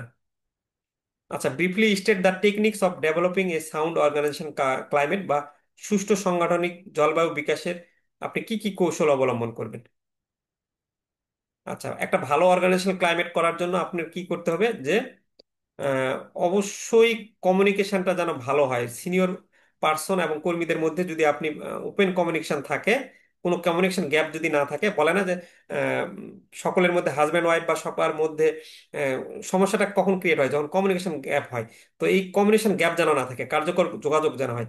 আপনি যখন কর্মীদের অংশগ্রহণ, আপনি যে কোনো সিদ্ধান্তে যখন কর্মীদেরকে ডিসিশনটা তাদের আমলে নেবেন, তখন কিন্তু কর্মীরা অনার ফিল করবে। তাহলে সেটার অর্গানাইজেশন ক্লাইমেট ভালো হবে। পারস্পরিক শ্রদ্ধা ও বিশ্বাস, আপনার কর্মীদের প্রতি শ্রদ্ধা ও বিশ্বাস রাখতে হবে। ন্যায্য এবং নিয়মিত মূল্যায়ন, কর্মীদের ন্যায্য এবং নিয়মিতভাবে মূল্যায়ন করা জরুরি পড়বে। আচ্ছা, প্রশিক্ষণ ও উন্নয়ন, হ্যাঁ, কর্মীদের প্রশিক্ষণ এবং উন্নয়নের সুযোগ প্রদান করা জরুরি। আপনার কর্মীদের যদি প্রশিক্ষণ না দেন তাহলে তো লং টার্মে সে ভালো আহ, কাজ করতে পারবে না। আর ভালো কাজ না করতে পারলে কোম্পানির যেটা ওভারঅল মূল লক্ষ্য অর্জন সেটা করতে পারবে না। কর্মীদেরকে কিন্তু পুরস্কার ও স্বীকৃতি, কর্মীদের ভালো কাজের জন্য আপনার মোটিভেশন দিতে হবে, বিভিন্ন ধরনের পুরস্কার দিতে হবে, রিওয়ার্ড দিতে হবে। সেটা আর্থিক রিওয়ার্ড হোক বা তাকে আপনার সার্টিফিকেট দিয়ে মোটিভেটেড করতে হবে। আপনার কি ম্যানেজারদের যখন একটা টার্গেট উপার্জন করছে তাদেরকে কি কোম্পানি থেকে বা ব্যাংক থেকে রিওয়ার্ড দেওয়া হচ্ছে না? সুস্থ কর্মপরিবেশ, তার জন্য ভালো একটা এনভায়রনমেন্ট নিশ্চিত করতে হবে। কর্মজীবনের ভারসাম্য, তাকে কি ওই যে ওয়ার্ক লাইফ ব্যালেন্স, আমি যদি তাকে খালি গাধার মতন খাটাই, 9টা থেকে রাত 9টা পর্যন্ত থাকে, তাহলে তখন সে কি কাজ ভালো করে করতে পারবে? যেটা ওই যে অনেক সময় বলে যে আমার কাজ, বাংলাদেশের কাজের কালচার খুবই খারাপ, যে 6টার মধ্যে কাজ শেষ হয়ে গেছে, তারপর এখন আমার বস বের হয় নাই বা ম্যানেজার বের হতে চাচ্ছে না, এই জন্য আমাকে তারপর 8টা পর্যন্ত থাকতে হচ্ছে। তো এই যে ওয়ার্ক লাইফ আমি ব্যালেন্স রাখতেছি না, আমি এই ওয়ার্ক লাইফ ব্যালেন্স না রাখার কারণে আমার কাজের পরিবেশ খুব খারাপ হচ্ছে। এবং ইভেন আমি শুনছি যে বাইরের দেশে আবার মজার ব্যাপার, প্রত্যেকেরই কাজ নির্দিষ্ট থাকে, এবং ওই কাজ সে সারাদিনের মধ্যে যদি 3 ঘন্টায় করে ফেলতে পারে, তাহলে 3 ঘন্টায় করে আম, চলে যাবে আর কি কাজ।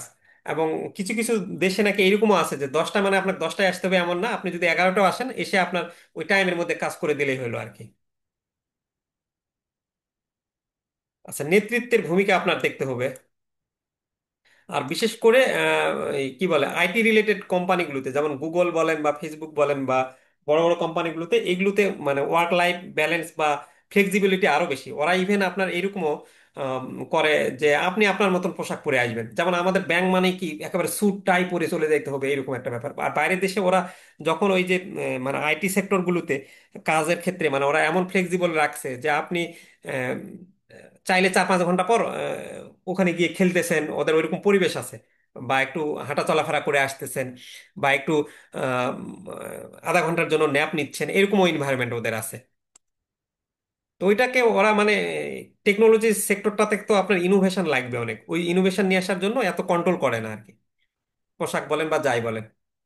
দেখছেন না যে ওই মার্ক জুকারবার্গ কিন্তু এক শার্ট পরেই এক গেঞ্জি পরেই সব জায়গাতে দেখতেছেন। আর আপনার আমাকে ভালো লাগুক না লাগুক, একটা ড্রেস কোড আছে, ওই ড্রেস কোড পরে প্রতিদিন আসতেই হবে। আচ্ছা, what is organisational structure? Organisational structure বলতে কি বোঝেন? Briefly explain the key elements of an ideal organisational structure. সাংগঠনিক কাঠামো বলতে কি বোঝেন? একটা আদর্শ সাংগঠনিক কাঠামোর মৌলিক উপাদান সমূহ সংক্ষেপে আপনাকে আলোচনা করতে বলছে। আচ্ছা, সাংগঠনিক কাঠামো বলছে যে কর্মীদের মধ্যেকার নিয়মতান্ত্রিক সম্পর্কের প্রাতিষ্ঠানিক রূপ হলো সংগঠন। একটা সংগঠন যে কাঠামোর ভিত্তিতে উক্ত সম্পর্ক নির্ধারণ করা হয় তাকে সংগঠন কাঠামো বলে। সংগঠন কাঠামো মানে অর্গানাইজেশনের স্ট্রাকচারটা কি রকম হবে, সেটা মূলত ওই সংগঠনে কর্মরত কর্মীর সংখ্যা, কাজ, সংগঠনের প্রকৃতি, স্তর বিন্যাসের উপর সংগঠনের আয়তন নির্ভর করে। আচ্ছা, একটু রিডিং পড়ে নিলেই পারবেন। আমরা একটু দেখি যে এটার উদাহরণগুলো। একটা আদর্শ সাংগঠনিক কাঠামোর আপনার মৌলিক যে উপাদানগুলো, সেগুলো হচ্ছে আপনার অবশ্যই লক্ষ্যটা স্পষ্ট থাকতে হবে এবং দিক নির্দেশনা থাকতে হবে, কার্যকরী কাঠামো থাকতে হবে। লক্ষ্য নির্দিষ্ট না থাকলে আপনি তো কাজ কি করবেন, কোন দিকে যাবেন? দায়িত্ব এবং কার কি দায়িত্ব সেটা উল্লেখ থাকতে হবে। তারপর ওপেন কমিউনিকেশন হবে, কার্যকর যোগাযোগ, সিদ্ধান্ত গ্রহণের প্রক্রিয়াটা স্পষ্ট হবে, কর্মীদেরকে প্রশিক্ষণ এবং উন্নয়ন দিবে, এবং কাজের পুরস্কার এবং স্বীকৃতি দিবে। সুস্থ কর্মপরিবেশ থাকবে, কর্মজীবনের যে ওয়ার্ক লাইফ ব্যালেন্স থাকবে। আর এই মৌলিক উপাদানগুলো ছাড়াও একটা আদর্শ সাংগঠনিক কাঠামোর নিম্নলিখিত বৈশিষ্ট্যগুলো থাকতে হবে: নমনীয়তা থাকতে হবে, সহযোগিতামূলকতা থাকতে হবে, বাকিগুলো দেখে নেবেন, ইনোভেশন থাকতে হবে। আচ্ছা, 4 ধরনের অর্গানাইজেশনাল স্ট্রাকচার আপনাকে সংক্ষেপে আলোচনা করতে বলছে, যেটা ফিফথ বিপিএ তে আসছে। যেহেতু ফিফথ বিপিএ তে আসছে, খুব একটা বেশি গুরুত্বপূর্ণ না। আমরা একটু দেখি। যেমন ফর্মাল অর্গানাইজেশন, আপনারা তো কিছুক্ষণ আগে আমরা অনেকক্ষণ আলোচনা করলাম ফর্মাল অর্গানাইজেশন নিয়ে, সো আমি আর ফর্মাল অর্গানাইজেশন আপনাদের বলতেছি না। এখানে ফর্মাল অর্গানাইজেশন আন্ডারে কিছু কিছু অর্গানাইজেশন আছে লাইন অর্গানাইজেশন। লাইন অর্গানাইজেশন বলতে বোঝাচ্ছে যে আপনার এখানে কর্তৃত্ব মূলত ঊর্ধ্বতন নির্বাহী থেকে অধস্তন কর্মীদের কাছে সরল রেখার আকারে নেমে আসে, সেটাই হলো সরলরৈখিক সংগঠন। এটাকে প্রাচীন সংগঠন বলে, বা এটাকে অনেকে সামরিক সংগঠনও বলে। যেমন আমাদের কলেজে কি প্রিন্সিপাল, ভাইস প্রিন্সিপাল, তারপর বিভাগীয় প্রধান, এরকম ভাবে নেমে আসতেছে কর্তৃত্বের। তো নর্মালি বেশিরভাগ অর্গানাইজেশনে এই সরলরৈখিক সংগঠন আকারে থাকে। সরলরৈখিক এবং পদস্থ কর্মী সংগঠন, লাইন এবং স্টাফ অর্গানাইজেশন, এখানে বলে যে সরলরৈখিক নির্বাহীও থাকবে, আবার বিশেষজ্ঞ কিছু কর্মী নিয়ে আপনার গঠিত সংগঠন হবে। এই বিশেষজ্ঞ কর্মীতে আবার কিছু যারা উপদেষ্টা কর্মী থাকবে, এই উপদেষ্টা কর্মীরা যে ওই যে বলে না যে সিইও, বা আমরা বলি না প্রধানমন্ত্রীর আন্ডারে আবার অন্য উপদেষ্টা আছে যে তাকে ডিসিশনে বিভিন্ন ইয়াতে হেল্প করতেছে, বা এই পর্যায়ে আছেন উনি, ওই সিইও কে আবার ডিসিশন দেওয়ার জন্য আরো 2-3 জন আছেন, তার হয়ে কিছু কাজ করতেছে। তাহলে এটা হলো সরলরৈখিক এবং পদস্থ কর্মী সংগঠন। কার্যভিত্তিক সংগঠন, কার্যভিত্তিক বলতে কাজ অনুযায়ী আপনি কিন্তু ভাগ করতেছেন, ডিভিশন অনুযায়ী যখন ভাগ করেন, ডিভিশন অনুযায়ী প্রতিটি বিভাগের আপনি দায়িত্ব এবং কর্তৃত্ব এক একজন বিশেষজ্ঞ কর্মীকে দিচ্ছেন। আপনি ওই যে ডিভিশন ভাগ করে দিচ্ছেন, ফরেন ট্রেডে কাজ করবে এই, জেনারেল ব্যাংকিং এ কাজ করবে এই, লোন সেকশনে কাজ করবে এই, তাহলে কাজ অনুসারে যখন ভাগ করে দিচ্ছেন সেটা হলো কার্যভিত্তিক সংগঠন। আর কমিটি অর্গানাইজেশন, যখন আপনি প্রতিষ্ঠানের কোনো বিশেষ কাজ সম্পাদনের জন্য আপনি কয়েকজনকে দায়িত্বপ্রাপ্ত ব্যক্তি এবং ব্যক্তিদের সমষ্টি দিয়ে একটা কমিটি সংগঠন করে দিচ্ছেন এবং তাদেরকে দায়িত্ব করে দিচ্ছেন যে তুমি এই কাজটা কমপ্লিট করবে তোমরা কয়েকজন মিলে, সেটা হলো কমিটি সংগঠন।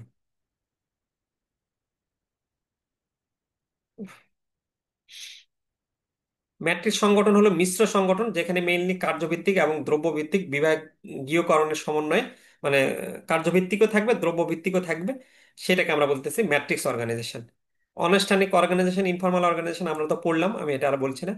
ডিসকাস দ্য অ্যাডভান্টেজেস এবং ডিসঅ্যাডভান্টেজেস অফ অর্গানাইজেশনাল স্ট্রাকচার, এগুলো আপনি এই যে একই পয়েন্ট ওগুলো ঘুরে ফিরে পড়ছি, একটু রিডিং দেখলেই পারবেন। সো এটাতে আমরা আর সময় নষ্ট করছি না।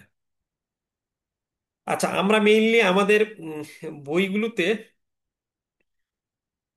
যেটা সাজাইছি, এই আমাদের বইগুলোতে আপনি দেখবেন যে বিগত সালের আমরা সকল প্রশ্ন ব্যাংক এবং উত্তরপত্র দিয়েছি, আইবিবি প্রণীত টেক্সট বইয়ের সকল প্রশ্ন এবং টপিকের উত্তর দিয়েছি।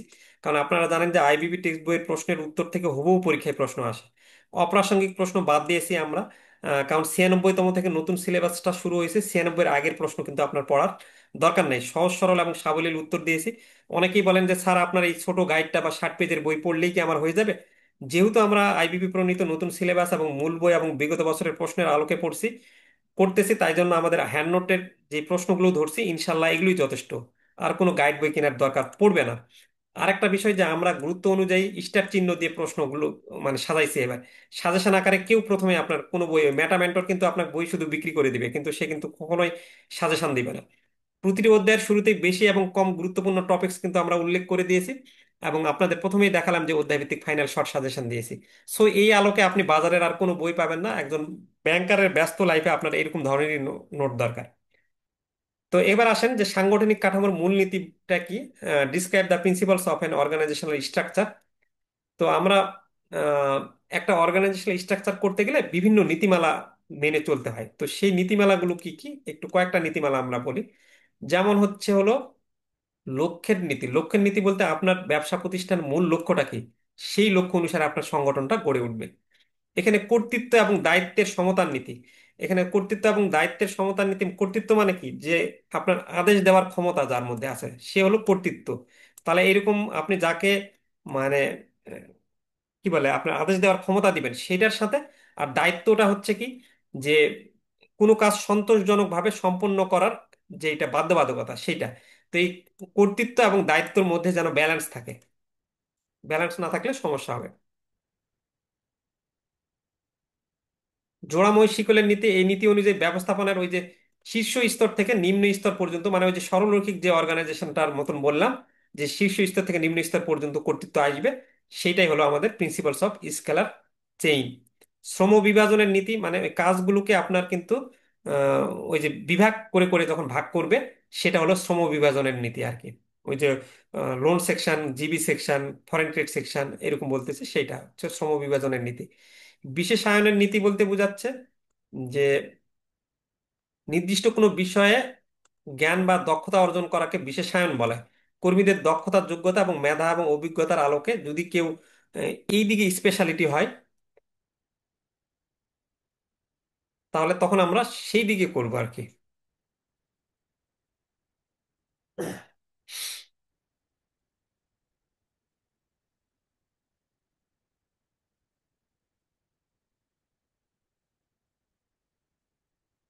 আচ্ছা, একটু সময় দিবেন।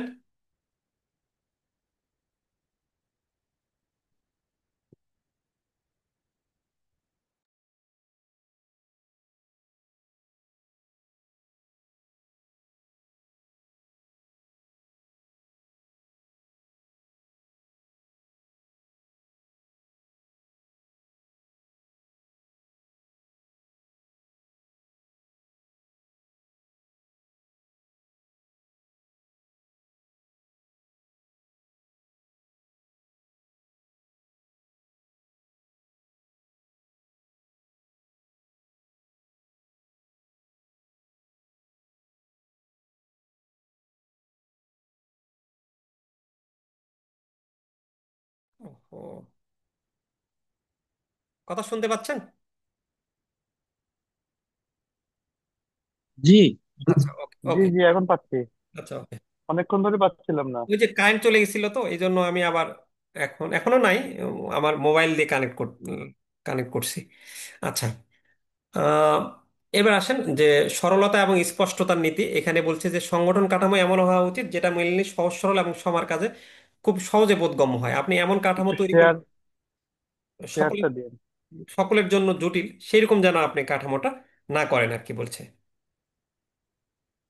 আচ্ছা, এরপরে বলতেছে যে শেয়ারটা দেয়া নাই। আপনার স্ক্রিনটা শেয়ার হয়নি এখন? শেয়ারটা হয়নি, আচ্ছা আচ্ছা, ওকে ওকে, এক মিনিট।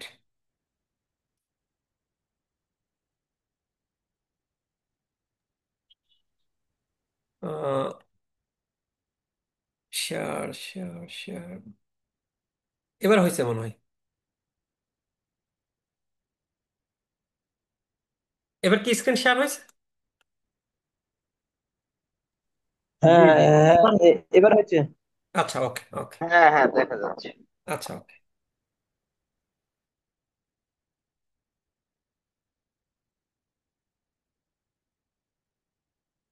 আচ্ছা, ব্যতিক্রমের নীতি যে এটা, এগুলো দেখে নিবেন, অনেকগুলো নীতি আছে যেগুলো বললাম মেইনলি। কি বলে তারপর মিতব্যয়তার নীতি, মানে আপনার প্রতিষ্ঠানে কাজ সম্পাদনে যেন আপনি অনেক বেশি খরচ না করেন সেটা হবে। প্রিন্সিপালস অফ কোঅপারেশন, সহযোগিতা, একে অপরকে সহযোগিতা করবে। তো এইরকম ভাবে একটা অর্গানাইজেশন চলতে গেলে বিভিন্ন নীতি নিয়ম কানুনের মাধ্যমে সেই অর্গানাইজেশনটা চলে। সেই নীতিগুলোকে এইগুলো আমরা এখন তখন ব্যাখ্যা করলাম। Discuss the difference between hierarchical or mechanistic or organic organisational design. এটার মধ্যে পার্থক্য কি এটা একটু দেখে নেবেন আমাদের হ্যান্ড থেকে, খুব বেশি গুরুত্বপূর্ণ না, আমি এই জন্য এটা আলোচনা করলাম না, আসে না কখনো। এবার আসেন আমাদের এই যে কোয়ালিটি অফ ওয়ার্ক লাইফ, যদিও এটা 97 এবং 5th বিপিএতে এসেছে, অনেকবারই এই quality of work life topic থেকে প্রশ্ন আসে। তো প্রথমেই বলছে what is mean by quality of work life, এগুলো আমাদের জানা কথা, আমি এই জন্য খুব বেশি সময় ব্যয় করবো না এগুলোতে। How can you improve the quality of work life? তো আপনার কোয়ালিটি অফ ওয়ার্ক লাইফ বলতে বোঝায় যে আপনার একটা ওভারঅল কি কাজের সন্তুষ্টি, যেটা আপনারা কাজের কর্মচারীরা মেইনলি আপনার ওই কাজের পরিবেশ সম্পর্কে তার ফিলিংসটা কি। তো এই কোয়ালিটি অফ ওয়ার্ক লাইফে আপনার মেইনলি থাকে কি, যে কর্মীদের শারীরিক এবং মানসিক স্বাস্থ্যের পাশাপাশি তাদের সামগ্রিক কাজের সন্তুষ্ট কি, মানে তারা সন্তুষ্ট কিনা। তো আমরা চলেন যে কোয়ালিটি অফ ওয়ার্ক লাইফটাকে আমরা ইমপ্রুভ করতে পারি কিভাবে। আমরা যদি একটা ব্যবসা প্রতিষ্ঠানের কোয়ালিটি অফ ওয়ার্ক লাইফ তখনই বাড়াতে পারবো যদি ক্ষতিপূরণ এবং সুবিধা বাড়ায়। ক্ষতিপূরণ এবং সুবিধা বলতে কি, আমার যদি প্রতিষ্ঠানের বেতন ভালো হয়, ব্যাপক সুবিধা যদি দেই এবং আয় বৃদ্ধির সুযোগ থাকে, তাহলে তো তখন এই কোম্পানিটার প্রতি অ্যাট্রাক্ট হবে। আমরা ব্যাংকগুলোর কি বলতেছি যে কিছু কিছু ব্যাংকের স্যালারি কাঠামো একটা অন্যরকম অ্যাট্রাকটিভ, অন্য কোম্পানিগুলোর চেয়ে। তার ফলে কি হচ্ছে, আমরা এইভাবে কিন্তু কোয়ালিটি অফ ওয়ার্ক লাইফ বাড়াচ্ছি। কাজের পরিবেশে বিনিয়োগ করুন। তারা যেখানে কাজ করবে সেই কাজটা যেন আরামদায়ক হয়। এসি ইনভায়রনমেন্ট কেন করছি, একটা পজিটিভ কালচার আমরা গড়ে তুলবো, তাহলে তো কোয়ালিটি অফ ওয়ার্ক লাইফ ভালো হবে। যেখানে সবাই সবাইকে শ্রদ্ধা বিশ্বাস করবে। বৃদ্ধির সুযোগ তৈরি করুন, কর্মজীবনের ভারসাম্যের উপর যেন আমরা জোর দেই। কর্মীদের ক্ষমতায়ন করুন, যে কর্মীদের উপর ডিসিশন নেওয়ার দিতে হবে।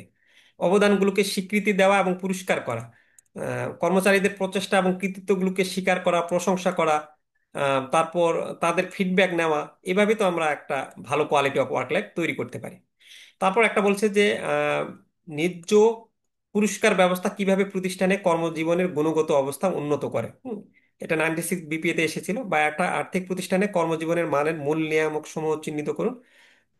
বা equitable reward system improves quality of work life in an organisation. Equitable reward system বলতে আপনার এই যে কাজ, আপনি যদি যে কাজটা করতেছেন সেই কাজ, ভালো কাজ করলে ভালো কাজের যদি আপনাকে পুরস্কার না দেওয়া হয়, ভালো বেতন যদি না দেওয়া হয়, তাহলে আপনি কি ওভারঅল ওই কোম্পানির উপর আহ, খুশি হবেন? হবেন না কিন্তু। তো সেটাই একটা ন্যায্য প্রতিষ্ঠান। মানে আপনি ভালো ইকুইটেবল রিওয়ার্ড ব্যবস্থা করতে গেলে আপনাকে কি হলো যে আপনার একটা ন্যায্য বেতন দিতে হবে, মানে ওই এই, পদের অনুসারে বাজারে যেই রকম ভাবে বেতন দেয়, মানে যেটা ন্যায্য বেতন হওয়া উচিত, সেই স্যালারিটাই আমাদের দিতে হবে।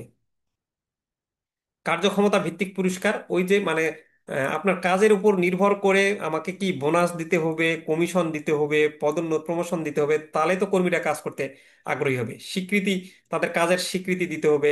ন্যায্য পদোন্নতি নীতি থাকতে হবে। একই কথা ঘুরে ফিরে। সুবিধা এবং সুযোগ সুবিধা, কর্মীদের স্বাস্থ্য বীমা ছুটির সুযোগ বাড়াতে হবে, ওয়ার্ক লাইফ ব্যালেন্স রাখতে হবে, পেশাদার বিকাশের সুযোগ রাখতে হবে। এগুলো দেখলেই পারবেন। Describe the nature and strategies of quality of work life. Quality of work life প্রোগ্রামের প্রকৃতিটা কিরকম হবে, এখানে আপনার কর্মীদের মঙ্গলকে আপনি প্রাধান্য দিবেন। তারপর কাজ এবং ওয়ার্ক লাইফ ব্যালেন্স রাখবেন, দীর্ঘমেয়াদী উদ্যোগ। কোয়ালিটি অফ ওয়ার্ক লাইফ কর্মসূচি প্রতিষ্ঠান এবং কর্মী যেন দুই পক্ষেরই লাভ নিশ্চিত করে, এরকম ভাবে আপনি কোয়ালিটি অফ ওয়ার্ক লাইফ একটা প্রোগ্রামের ডিজাইন করবেন, সাজাবেন। কোয়ালিটি অফ ওয়ার্ক লাইফ প্রোগ্রামের কৌশলগুলো কি?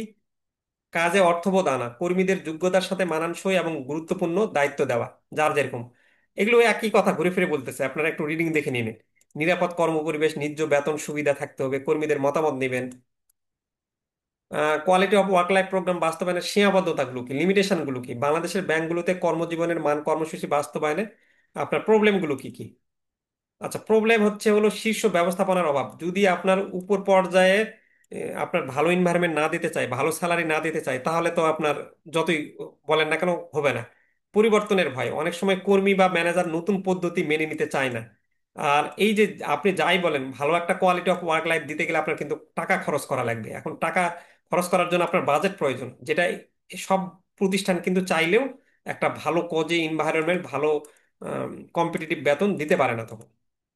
যোগাযোগ দুর্বলতা, যদি আপনি ভালোভাবে বোঝানো না গেলে কর্মীরা কোয়ালিটি অফ ওয়ার্ক লাইফের উদ্দেশ্য বুঝতে পারে না।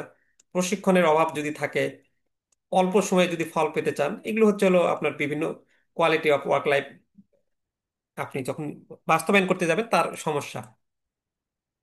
আচ্ছা, অর্গানাইজেশনাল আচরণ কি? ব্যাংকিং শিল্পের সাংগঠনিক আচরণকে প্রভাবিত করে এমন মূল কারণগুলো ব্যাখ্যা করে। সাংগঠনিক আচরণের মূল শক্তিগুলো কি, বা একজন ব্যাংকের ইউনিট ম্যানেজার হিসেবে আপনি কিভাবে এই শক্তিকে প্রয়োগ করবেন। আচ্ছা, ব্যাংকিং শিল্পে সাংগঠনিক আচরণকে প্রভাবিত করে এমন মূল কারণগুলো, প্রথমে হচ্ছে হলো লিডারশিপের ধরন। যে আপনার একটা ম্যানেজার কিভাবে দিক নির্দেশনা দেয় তা কর্মীদের উপর কিন্তু প্রভাব ফেলে। সে কি আহ, তার নেতৃত্বটা খুব কড়া ভাষায় প্রয়োগ করতেছে, নাকি সে আপনার উম, সহযোগিতামূলক ভাবে প্রয়োগ করতেছে, সেটা দেখার বিষয় আছে। অটোক্র্যাটিক নাকি ডেমোক্রেটিক, ও অফিসের কালচারটা কিরকম, সেটা কিন্তু কর্মীদের আচরণ গঠনে বড় ভূমিকা রাখে। কমিউনিকেশন পদ্ধতিটা কিরকম, কর্মীদের উদ্দীপনা আমরা করতেছি কিনা, কাজের পরিবেশ কিরকম। তো এগুলো ঘুরে ফিরে ওই একই কথা। সাংগঠনিক আচরণকে প্রভাবিত করে এমন পাঁচটা মূল শক্তি, মানে অর্গানাইজেশনাল বিহেভিয়ারকে প্রভাবিত করে এমন পাঁচটা মূল শক্তি রয়েছে। একটা হলো মানুষ, কর্মীদের ব্যক্তিত্ব, মনোভাব এবং পারস্পরিক সম্পর্ক প্রতিষ্ঠান আচরণকে প্রভাবিত করে। আহ, ওই প্রতিষ্ঠানের আচরণ কিরকম, মানে গঠনটা কিরকম, স্ট্রাকচার, কে কাকে রিপোর্ট করবে, কে কি কাজ করবে, এসব নির্ধারণ তাদের আচরণকে প্রভাবিত করে। প্রযুক্তি কিরকম, সেটা কিন্তু কাজের উপর অটোমেশন প্রভাব ফেলবে। তারপর ওই যে এলাকায় কোম্পানিটা গঠিত সেই এলাকার পরিবেশ কিরকম, আইন কানুন কিরকম, প্রক্রিয়া কিরকম, সেগুলো কিন্তু অর্গানাইজেশন বিহেভিয়ারকে প্রভাবিত করবে। একজন ইউনিট ম্যানেজার হিসেবে আপনি কি প্রয়োগ করবেন? আপনি হচ্ছে হলো আহ, একটা মানুষের মধ্যে যে যেই কাজে দক্ষ, আপনি মানুষকে ভাগ করে তাকে সেই কাজটা দিবেন। তারপর আপনার গঠন হবে স্পষ্ট দায়িত্ব এবং রিপোর্টিং সিস্টেম থাকলে আপনার বিভ্রান্তি কমবে, কাজের গতি বাড়বে। আপনি আধুনিক ব্যাংকিং সফটওয়্যার এবং প্রযুক্তি ইউজ করবেন। কাজের পরিবেশটা আপনি ব্যাংকিং খাতে নতুন নিয়ম কি সেটা জানার চেষ্টা করবেন। ভালো নেতৃত্ব এবং টিমওয়ার্ক এবং স্বচ্ছ যোগাযোগ রাখার নিশ্চিত করার চেষ্টা করবেন। আর সবচেয়ে গুরুত্বপূর্ণ শক্তি কি? এই পাঁচটা গুরুত্বপূর্ণের মধ্যে আমরা বলতেছি মানুষ হচ্ছে হলো সবচেয়ে অর্গানাইজেশনাল বিহেভিয়ার সবচেয়ে গুরুত্বপূর্ণ ফোর্স। কারণ যে কোনো প্রতিষ্ঠান যাই কিছুই করেন না কেন, আপনি এই প্রতিষ্ঠান মানুষ ছাড়া চলবে না। সিদ্ধান্ত, কাজ এবং যোগাযোগ সবকিছু কিন্তু মানুষই করে। যদি দক্ষ এবং অনুপ্রাণিত কর্মী হয়, আপনি যতই পরিবেশ এনভায়রনমেন্ট ভালো করেন না কেন, আপনার কর্মীরা যদি মোটিভেটেড না হয়, আপনার ব্যবসা প্রতিষ্ঠানের গোল অর্জন করা সম্ভব নয়। গঠন বা প্রযুক্তি যতই ভালো হোক, তা পরিচালনা করে মানুষই। সন্তুষ্ট কর্মীরা টিম ওয়ার্ক, সেবা এবং কাজের মান বাড়ায়। ব্যক্তি ও প্রতিষ্ঠানের দৃষ্টিকোণ থেকে সাংগঠনিক আচরণের মৌলিক ধারণাগুলো সংক্ষেপে বর্ণনা করেন। এগুলো একটু রিডিং পড়ে নিন, অনেকক্ষণ হয়ে যাচ্ছে আমাদের ক্লাস, একটু পড়লে পারবেন। সাংগঠনিক আচরণের মডেলগুলো কি কি হতে পারে? সাংগঠনিক আচরণের মডেল স্বৈরাচারী মডেল হতে পারে, যেখানে একতরফা আদেশ চলবে। কাস্টোডিয়াল মডেল, যেখানে চাকরির নিরাপত্তা এবং সুযোগ সুবিধার উপর জোর দেয়। সহকর্মী মডেল, একে অপরের কথা বলবে। কোলোজিয়ান মডেল, এখানে সবাই মিলেমিশে কাজ করবে। বাংলাদেশে কিরকম প্রযোজ্যতা? বাংলাদেশে হচ্ছে হলো সরকারি প্রতিষ্ঠানে এখনো অনেক জায়গায় অটোক্রেটিক কিন্তু সিস্টেম আছে, মানে উপরে যিনি বলবেন সেটাই। কিছু ব্যাংকে কাস্টোডিয়াল মডেল ব্যবহার করে কর্মীদের সুবিধা দিয়ে ধরে রাখা হয়। তো এগুলো একটু রিডিং দেখে নিন, পারবেন এগুলো। নেতৃত্ব শৈলীর আচরণগত পদ্ধতির সংজ্ঞা দাও, কোনটা আপনার নেতৃত্বের মধ্যে বেস্ট? তো এখন নেতৃত্ব বলতে এই যে আপনার বিভিন্ন ধরনের নেতৃত্ব আছে। একটা হলো কর্তৃত্বপরায়ণ, মানে এখানে নেতা এককভাবে ডিসিশন নিবে, সে অনুসারীদের কাছ থেকে কোনো অবদান চাইবে না, সে যেটা মনে করবে সেটাই বেস্ট। আমরা বলি না যে স্বৈরাচারী, সে কারো কথা শুনবে না। একটা হলো ডেমোক্রেটিক, এখানে কি করবে, নেতা সিদ্ধান্ত গ্রহণের সময় আপনার যারা এমপ্লয়ি আছে তাদেরকে অংশগ্রহণকে উৎসাহিত করবে, সবার মতামতটা নিতে হবে। আর লেইজেস ফেয়ার নেতৃত্বটা কি? এখানে নেতা সিদ্ধান্ত গ্রহণে এবং কর্মীদের কাজের উপর ন্যূনতম নিয়ন্ত্রণ প্রয়োগ করে। কর্মীরা তাদের কাজের ক্ষেত্রে এখানে অনেক স্বাধীনতা এবং দায়িত্ব পায়। এইটা আপনার কর্মীদেরকে অনেক ইনভায়রনমেন্ট করে লেইজেস ফেয়ার। এবং আহ, এই শৈলী উচ্চ দক্ষতা এবং স্বয়ংপ্রাণিত কর্মীদের জন্য উপযোগী, তবে অস্পষ্ট দিক নির্দেশনা এবং দিক হারানোর ঝুঁকি তৈরি করতে। মানে লেজেস ফেয়ারে কি অনেকটা আপনাকে ছাড়ে দিবে, লাগামহীন অনেকটা, মানে এখানে আহ, যদি কর্মীরা মোটিভেটেড, মানে সে নিজে উদ্যোগে যদি মোটিভেটেড হয় তাহলে সে কাজ করবে।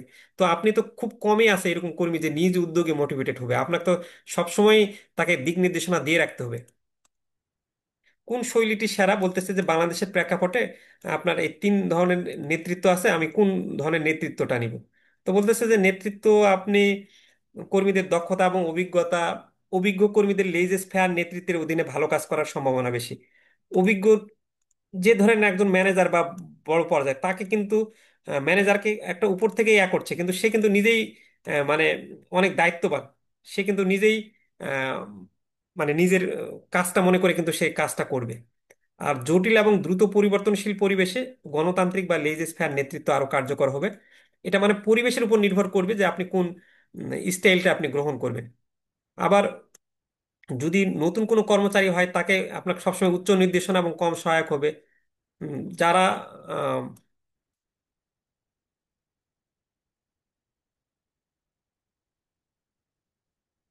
এরকম ভাবে একটু দেখে নিয়েন, এগুলো পারবেন আর কি। কর্মীদের উপর নির্ভর করে আপনি মানে কিরকম ভাবে ডিসিশন গুলো দিবেন সেটাই নির্ভর করতেছে। কিছু গুরুত্বপূর্ণ নোটস দিয়েছি আমরা, শর্ট নোটস, মেইনলি প্রশ্নগুলো পড়লেই শর্ট নোটস হয়ে যায়। এই শর্ট নোটস গুলো একটু দেখে নিয়ে ইজিলি পারবেন আর কি। তো এই ছিল আজকে আমাদের ক্লাস। যদি ক্লাসটা ভালো লাগে, আপনারা চাইলে যারা হ্যান্ড নোট নিয়েছেন তারা এই অনুসারে পড়া শুরু করেন। আর যারা আমাদের পরবর্তী ক্লাসগুলোতে কিন্তু আমরা এরকম ভাবে সুন্দর করে বুঝিয়ে দিব। সো আপনার যেন পড়াটা ক্লাসেই হয়ে যায়, তারপর পরবর্তীতে আপনি একটু খালি রিডিং পড়বেন, মুখস্থ করবেন। ব্যাংকে জব করে আপনার 5 দিন একটা প্যারা নিয়ে এই সাবজেক্টগুলো নিজে নিজে বোঝার জন্য অনেক কঠিন। সো লাইভ ক্লাস এবং আমাদের হ্যান্ড নোট যদি কেউ নিতে চান, তাহলে আমাদের হোয়াটসঅ্যাপ নাম্বার 01753 551 557 নাম্বারে মেসেজ করতে পারেন। এখন আপনাদের কারো কোনো কিছু জানার থাকলে আমি একটু সুযোগ করে দিচ্ছি, তাকে বলবো। তারপরে এখানে অনেকে আমাদের নাম্বার চান, আমি এরকম 01 আমি একটু মেসেজে লিখে দিচ্ছি, 01753 551 557 নাম্বারে আপনারা যে কোনো লাইভ ক্লাস বা হ্যান্ড নোট অর্ডার করার জন্য আমাদের জন্য মেসেজ করতে পারেন। তো এখন লাস্ট হচ্ছে, কারো কোনো কিছু বিষয় জানার থাকলে আমরা বলতে পারি, নাহলে ক্লাসটা এখানে শেষ করে দেব। আপনাদের কথা বলার সুযোগ করে দিচ্ছি কারো কোনো প্রশ্ন থাকলে। কারো কোনো প্রশ্ন আছে স্যার নাকি? আমি একটু জি বলুন। আমি একটু শেয়ার করতে চাচ্ছিলাম স্যার। ডেফিনেটলি, যে কোনো বিষয়। স্যার এখানে যেমন স্যার লাস্ট 21 এবং 22 নম্বর প্রশ্নটা দেখলাম যে স্বৈরাচারী মডেল এবং এখানে হলো কর্তৃত্বপূর্ণ, এই হুম, দুইটার ভিতরেই সামঞ্জস্য আছে। যেমন যে একতরফা সে যা মনে করবে সেটাই করবে এবং তার কর্মীদেরকে সেটাই করতে বাধ্য করবে। হুম। একই কথা এরকম ভাবে ঘোরায় ফেরায় কি আমরা লিখতে পারবো?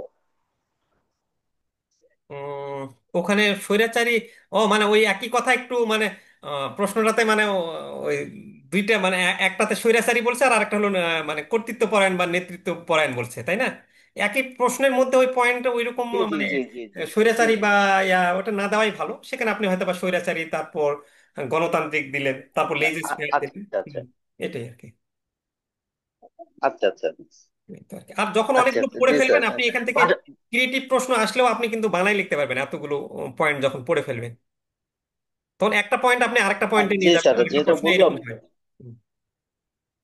পরীক্ষার হলে আপনার ওএমএ আপনারা জি জি। ঘাবড়াই যাবেন না, কিন্তু পরীক্ষার হলে এই একই প্রশ্ন কিন্তু অন্যভাবে বলতে পারে, তখন একটু ঠান্ডা মাথায় চিন্তা করে আরে এটা তো এর সাথে মিলে, এই পয়েন্ট এর মধ্যে ঢুকাই দিই, তখন ঢুকাই দিতে পারবেন। এত তো আর খুঁটে খুঁটে মানে পয়েন্ট আপনার পড়তে যাবে না। সো মানে ওএম এর বিষয়টা হচ্ছে যে আপনি পয়েন্ট যত জি মুখস্থ স্যার। রাখতে পারবেন, কিছু সংজ্ঞা মুখস্থ রাখবেন আর পয়েন্ট মুখস্থ রাখবেন, তাহলে খুব ইজি হয়ে যাবে। সো আপনাদের কাজ হবে যে পয়েন্টগুলো কোনো যদি মানে খাতায় একটা বা প্যাড খাতায় নোট ডাউন করতে পারেন, যারা অফিসে যেতেও, যেমন গতবারে আমার একেবারে শেষের দিকে এক পূবালী ব্যাংকে উনি খুলনাতে, উনি এসে খুব মানে হতাশ, যে ওনার বললো যে স্যার আমার অফিসে যেতে, মানে খুলনা থেকে উনি একটা থানা পর্যায়ে যান, তো বললো যে স্যার আমার অফিসে যেতে 1 ঘন্টা লাগে, আবার অফিস শেষে আসতে 1 ঘন্টা লাগে, তাহলে আমি কখন পড়বো? এবং উনি আর্টসের স্টুডেন্ট ছিলেন লাস্ট মোমেন্টে 1 মাস আগে, এবং আমার যে স্পন্সর অ্যাড করছিলাম সেখানেও উনি আসে, মানে আমার মানে এটা ভালো দিক লাগছে, খুব কৃতজ্ঞতা ইয়া করছে যে স্যার আপনার লাস্ট মোমেন্টে আপনার মোটিভেশন আমার অনেক কাজ দিছে। তো ওনার ওই আমি বললাম যে ঠিক আছে, আপনি যেহেতু পড়ার সুযোগ পান না, আপনি তাহলে পয়েন্ট টয়েন্ট গুলো বা কোনো কিছু করে আপনি আপনার বাসে যাওয়ার পথে ওই সময়টুকু একটু কাজে লাগানো যায় কিনা দেখেন তো। তো সেই রকম যারা আপনারা ঢাকাতে বা দেখাচ্ছে যে একটু দূরের এতে যেতে হচ্ছে, তাহলে বাসের সময়টাকে একটু কাজে লাগান না, একটু একটা জায়গায় নোট ডাউন করে রাখলেন। একটু কষ্ট হবে এই লাইফে এসে, সবার তো পড়তে কষ্ট হয়, কিন্তু বাট এটা যেহেতু আপনার প্রমোশনের জন্য লাগবেই, তো 2টা মাসই তো কষ্ট, এই 2টা মাসের পর তো আপনি আবার মানে কষ্ট করবেন না, এই 2টা বছর লেগে থাকলে কিন্তু সব পাস হয়ে যাবে। 2টা বছর পরে আপনার তো আর ওইরকম ভাবে প্যারা আর থাকবে না আর কি। আর যদি সত্যিকার অর্থে সিরিয়াস হন, আপনারা এত সুন্দর চাকরি পাইছেন এত মানুষের সাথে কম্পিটিশন করে, সো এই সামান্য প্রমোশনের পরীক্ষা কিছুই না, এটা তো আপনার কারো সঙ্গে কম্পিটিশন করতে হচ্ছে না, নিজের সাথে নিজেরই কম্পিটিশন, আর অনলি 45 মার্কস দরকার। অন্য এর আগে আপনি চাকরিটা পাওয়ার জন্য কি পরিমাণ কম্পিটিশন করে আপনি চাকরিটা পাইছেন, আপনি ওখানে 45-50 করার কথা ছিলেন, আর এখানে আপনার তো অনলি 45 মার্কস দরকার। সো 45 মার্কসের জন্য আপনি যদি একটু চেষ্টা করেন তাহলে সম্ভব। ওই আগের মতন অনেকেই নকল করে পাশ করব বা আহ, পড়বো না একদমই, সেটা হবে না, বাট একটু চেষ্টা করলে অবশ্যই সম্ভব, মানে এত আহামরিও কঠিন না, আবার এত সহজও না, মানে বিষয়টাকে হালকাও নেওয়া যাবে না, আবার অনেক সিরিয়াস নেওয়া দরকার নাই। আপনি একটু এর সাথে থাকেন, থাকতে থাকতেই আপনারা যারা অনেকদিন পর পড়াতে ইয়া করছেন, আপনার যাদের পড়ার মানে 5 বছর বা 6 বছর পর পরীক্ষা দিচ্ছেন, তাদের কিন্তু ওই পড়তে পড়তেই মানে দেখবেন যে মরিচাটা আপনার কেটে গেছে, ওই মরিচা কেটে গেলে আপনার খুব ইজি হয়ে যাচ্ছে। আর আপনারা একটু লেখার প্র্যাকটিসটা করেন পরীক্ষা হলে যাওয়ার আগে, যারা অনেক দিন ধরে পরীক্ষাতে আম, অংশগ্রহণ করেন নাই, খাতায় একটু লিখবেন, কারণ তখন আপনার ওই হাত চলতে চায় না বা আহ, লেখার স্পিডটা আসে না, এটা সমস্যা হয়। তো ঠিক আছে, আমি তাহলে রাখতেছি, সবাই ভালো থাকবেন, হ্যাপি থাকবেন, অ্যাক্টিভ থাকবেন। আর কারো কোনো কিছু প্রশ্ন আছে বা কোনো কিছু বলার, নাহলে ক্লোজ করে দিচ্ছি। আচ্ছা, কারো কোনো কিছু নাই। সাইদ ভাই ভালো আসসালাম। আছেন? হ্যাঁ, গোলাম মোহাম্মদ সাইদ। জি পড়াশোনা কিরকম? আপনি তো মাঝখানে অনেক কি বলে এক জায়গা থেকে আরেক জায়গায় যাচ্ছেন মনে হয়, অফিস জি বেঞ্চ। জি জি। আচ্ছা, এই তো অবশ্যই স্যার। আচ্ছা, ঠিক আছে, তাহলে আমি রাখলাম। সবাইকে ধন্যবাদ, সবাই ভালো থাকবেন, হ্যাপি থাকবেন। আসসালামু স্যার আলাইকুম। এইবার তো, হ্যালো বলেন বলেন। স্যার, এইবার যে কোশ্চেন আসছে পঞ্চমতম, প্রথম অধ্যায় থেকেই তো প্রায় পাঁচটা, 1 2 3 4 5 সেটের মধ্যেই তো কোশ্চেন আছে এই এক এক চ্যাপ্টারের, দেখলাম অনেকগুলো কোশ্চেন আসছে। এক চ্যাপ্টার থেকে মিনিমাম 2টা সেট, আমি বললাম না যে 40 মার্কসের এখানে অঙ্ক তো হবে। স্যার 1 2 3 4 তিনটা প্রায় আসছে। অনেক আসে। এই চ্যাপ্টারটা ওভারঅল ভালো করে প্রচুর। পড়েন, এখান থেকেই 40 মার্কস অনেক সময় কভার হয়ে যায়। হ্যাঁ, হ্যাঁ, বা নালেও 1 সেট পাবেন, যারা একটু চারটা বানাই লিখতে পারে চারটা তারা 2 সেটই সেটে, লিখতে পারবে। হুম। চারটা সেটে মাত্র আমি পাচ্ছি না 10 মার্কের, আরগুলো তো সবই আছে হুম। এই একই সেটে। থ্যাংক ইউ আপনি স্যার। এখান থেকে 2টা সেট পাবেন, ওই মডিউল ই থেকে একটা সেট পাবেন, 3টা সেট হয়ে যায়, মানে অনেক সময় ওই জন্য ওই যে কম অধ্যায় পড়েও কাজ হয়। জি হ্যাঁ, কিন্তু ওই যে হবু অনেক সময় কমন আসে না, তো অনেকে আবার ওইরকম ভাবে ওই জন্য বানায় লিখতে পারে না, যারা কম একটু বানায় লিখতে পারেন তারা ওভারঅল সবটাই পড়বেন, তাহলে ওটার থেকে মানে একেবারে হবু কমন পাবেন, তখন আপনার জন্য সুবিধা। আর যারা মনে কনফিডেন্স আছে যে একটু বানায় লিখতে পারেন, তারা একটু চাইলেও ইয়া করতে পারবেন। আচ্ছা, ওটা পরে দেখা যাবে, আপাতত সবগুলোই পড়েন এখন। জি স্যার। আচ্ছা। আসসালামু আলাইকুম স্যার।